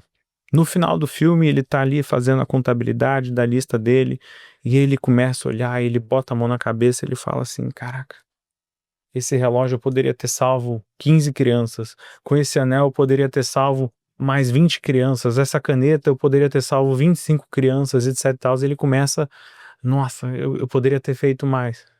E ele foi um ícone, ele foi o cara que fez tudo. Se você estabelece como propósito, né, vamos chamar de, que é o correto, meta de vida, não propósito, porque o propósito ele não tem fim. Eu vou alimentar 1 milhão de crianças na África. Quando você chega na 999, 1999, você alimentou a milionésima, o vazio voltou. Não, eu não vou parar, eu vou continuar. Não encerrei, não cheguei onde eu deveria chegar. Então, quando a gente entende que a gente está vivenciando o nosso propósito, quando realmente a gente está fazendo aquilo que não tem fim, e o ser humano ele sempre busca por algo que vai servir como base para ele, mas nós não somos isso nem biologicamente. O ser humano nasce, cresce, reproduz e morre, e o ciclo da vida é comer, evacuar, dormir, acordar. A gente oscila em tudo que a gente faz. Faz sexo, deprime. Enche de tesão, faz sexo, deprime de novo. Então tudo a gente precisa encher. Você degusta de um prato de comida maravilhosamente bem. Pô, vou te convidar hoje para ir no Toshiba. Assim, nossa, vai ser top. Mas se você acabou de comer um pratão de macarronada, tu vai falar, pô, não quero ir. Você já está saciado. Então o propósito ele não te sacia para sempre. Não existe saciedade eterna para o ser humano. Biologicamente isso é disfuncional. Nós não somos para estar felizes o tempo todo. Nós não somos feitos para isso. Não existe isso. Isso é um grande erro que muitas entidades acabam cometendo. É bonito de se ouvir. Mas, infelizmente, nós não funcionamos dessa maneira. Então, o que é o propósito? É aquilo que você busca todos os dias e muitas das vezes você não vai perceber. E você precisa ouvir de outras pessoas. Ontem eu ouvi que eu estava no caminho certo. Porque eu quero desistir todos os dias, eu quero desistir toda semana. Eu tenho minhas frustrações, eu tenho meus desejos, eu tenho meus impulsos, eu tenho meus demônios, eu tenho minhas questões. Mas alguém olha pra mim e fala assim, cara, o seu trabalho tá fazendo a diferença. Eu ouvi o seu podcast, eu ia tirar minha vida na hora que eu ouvi o seu podcast, você convidou aquele psicólogo. Cara, abriu os meus olhos. Cara, quando você deu aquela palestra ali, quando você simplesmente olhou pra mim e sorriu e me deu um abraço. Nossa, eu senti literalmente... Sabe, o teu coração, eu senti Deus ali me abraçando, falando comigo. Isso é propósito. Você não sabe que você fez isso, mas você fez. E às vezes a gente está procurando um propósito, mas na verdade já está dentro desse propósito, né? Já está vivendo ele sem saber. E tá às vezes ficando triste, às vezes ficando deprimido, às vezes frustrado em achar que ainda não encontrou e que tem que procurar ele, e esse propósito tem gente que diz que está dentro da gente, tem gente que diz que a gente que tem que criar esse propósito, mas muito bom essa sua reflexão. Você precisa descobrir, que é isso que está na minha Bíblia, descubra o seu propósito. Você falou, tá lá, você vai descobrir. Você não vai então é o processo de descobrir, é curtir o processo de descobrir, talvez você nunca encontre, talvez chegue no final da vida e... Na verdade, o processo de encontrar é o propósito propriamente dito. O processo de encontrar é o propósito. É verdade, porque foi o que você falou. Schopenhauer fala muito isso também, né? Ele fala que sobre a vida ser o tédio de ter o desejo, né? A vontade de ter o desejo e o tédio depois, quando você tem o desejo realizado, você volta naquele estádio de procurar de novo, né? Sim. Então, se você colocar o propósito como algo que você conquista, A partir do momento que você conquistar. Se você conquistasse e terminasse a sua vida naquele dia, era beleza, né? Mas não, você conquista e não termina a vida. E aí você olha e fala assim, e agora? O que eu vou fazer? A vida fica vazia de novo, né? Então por isso que ela tem que ser o processo, né?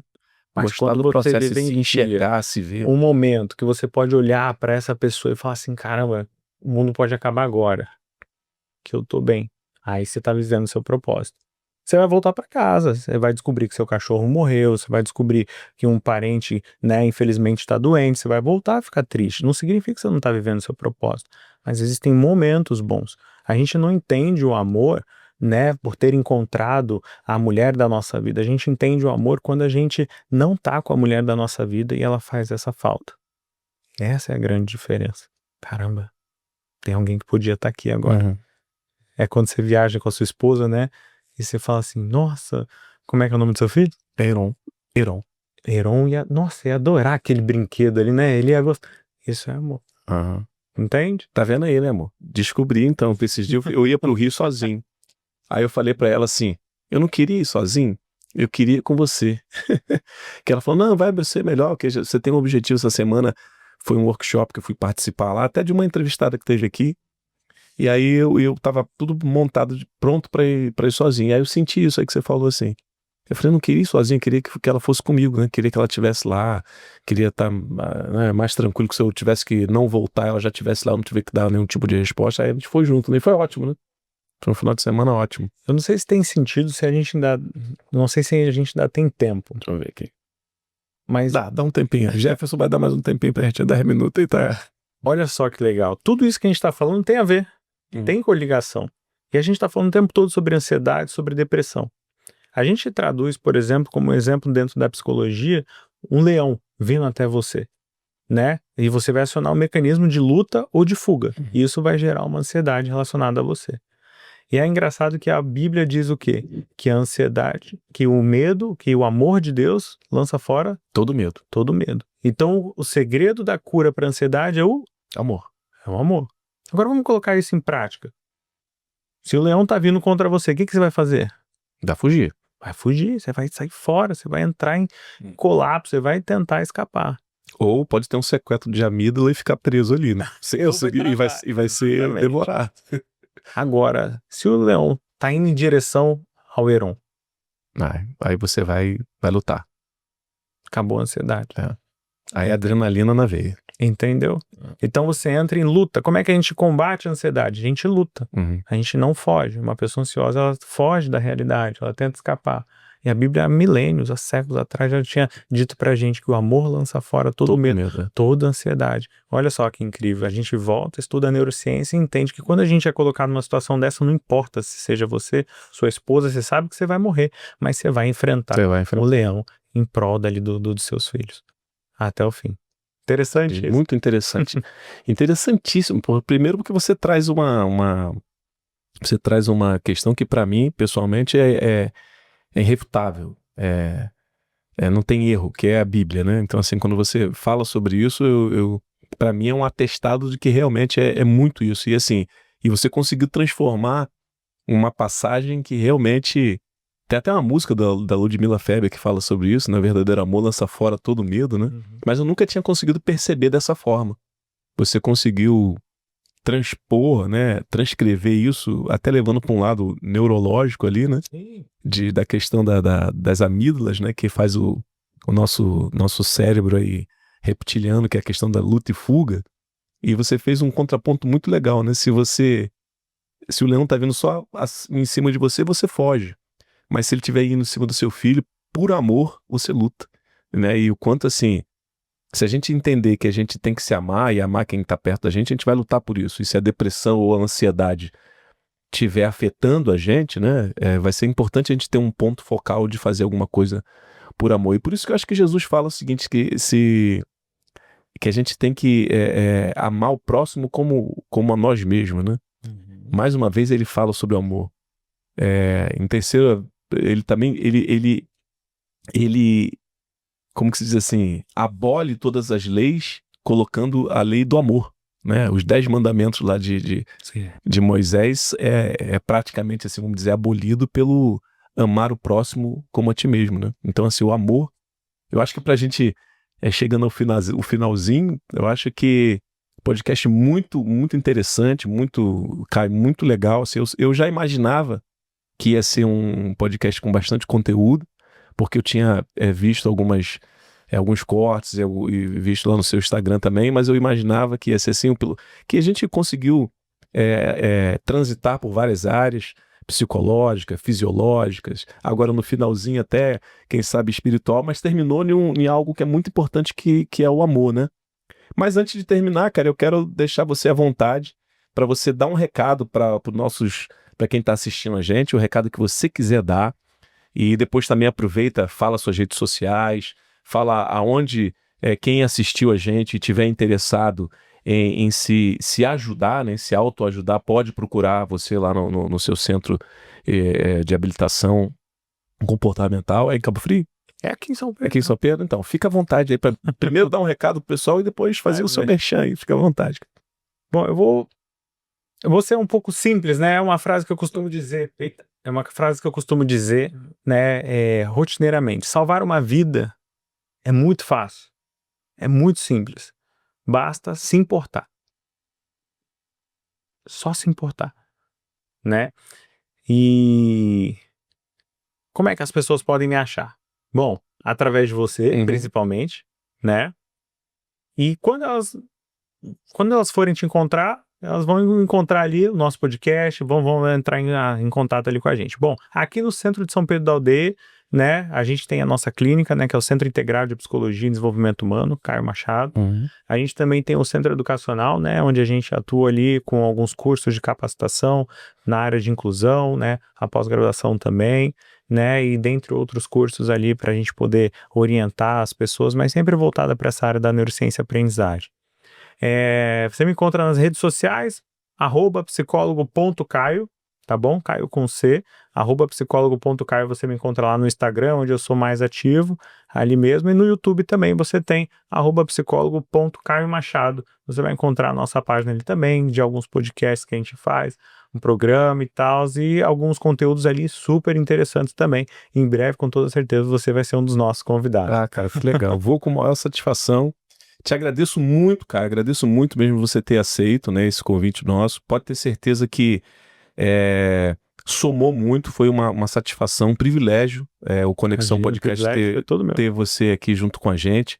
Eu, às vezes, converso com amigos e até com o pessoal aqui do próprio podcast aqui, né, do próprio estúdio, o quanto a gente tem dificuldade de encontrar na nossa região pessoas assim com um nível e um naipe intelectual, assim, pessoas que também, além disso, estejam preocupadas, né, com as outras pessoas e façam um trabalho tão legal assim quanto você fez. Agradeço também ao Jefferson, que fez essa indicação para mim, que garimpou também, conheceu o Caio. Interesse, né? A gente vai ali ficando, a gente vai se apegando, daqui a pouco a gente vai conhecendo quem realmente se importa. Sim, a gente vai fechando esse nível. Muito legal. A ação também é uma coisa enorme, que eu sempre percebi também, quando você faz, quando você age, as coisas também começam a circular em volta de você começa a atrair pessoas boas para o seu ciclo de convivência, de amizade, profissional. E assim, o podcast ele tem trazido muito isso para mim. Também assim, faz parte de uma das metas, de um dos objetivos da minha vida, e foi o que você falou, né? Se importe. Eu garimpo as pessoas que eu trago aqui porque eu quero trazer pessoas que possam passar algum conteúdo de valor para quem está do outro lado, né? Esse dia eu fiz até uma reflexão falando sobre o que você disse com relação à questão de a gente ter nossos medos, nossos traumas, nossas batalhas internas, né? Eu fiz até uma reflexão, porque às vezes a gente está lá postando, sempre criando um conteúdo inspirador, motivacional. E eu não sei se acontece isso com você, sempre dou aquela olhada para ver se está tendo visualização, se muitas pessoas curtiram. Aí às vezes você não tem tanta visualização, as curtidas são poucas. Mas eu cheguei a uma reflexão o seguinte, cara, eu falei assim, Felipe, você não está falando para a maioria, você está falando para quem se importa, você está falando para quem procura um conhecimento de qualidade. E são poucas pessoas que querem isso. São poucas pessoas que querem se enfrentar, se conhecer, se descobrir. A gente escolheu o caminho mais melhorar, difícil, né? É o caminho mais difícil. Esse é o caminho mais difícil. E aí eu pensei assim, é isso aí, mas é isso que eu quero. Eu não quero fazer dancinha, eu não quero ficar rebolando na frente de uma câmera, eu não quero contar piada, eu não quero ficar fazendo palhaçada, eu quero passar aqui por essa vida e saber que eu deixei alguma coisa em algum momento, em algum lugar, uma oportunidade de, através dos meus traumas, dos meus medos, das minhas inseguranças, dos meus bloqueios, que se eu me melhorei, eu posso passar isso para alguém e trazer outras pessoas que também têm um conhecimento para agregar isso. E esse é um dos objetivos do Conexão Podcast. O nome Conexão Podcast, ele vem de conexões neurais. Quando eu comecei a fazer a pós-graduação em neurociência, quando eu descobri aquela ali, o quanto é bonito isso fisiologicamente dentro do nosso cérebro, essas conexões sinápticas, como que isso é criado, né, e desenvolvido ao longo do tempo, a sinaptogene, as podas neurais. Aí eu falei, cara, e quando eu entendi que tudo na nossa vida não passa de conexões mesmo, de conexões aqui, tudo que a gente é fruto das nossas experiências, das nossas vivências, e isso se programou e está aqui dentro da nossa mente em formato de conexões, de neurônios, né? Eu falei, caraca, o nome do podcast vai ser Conexão Podcast. Legal. Não só porque ele tem a ver com essa questão da neurociência, mas como ele tem a ver com isso também.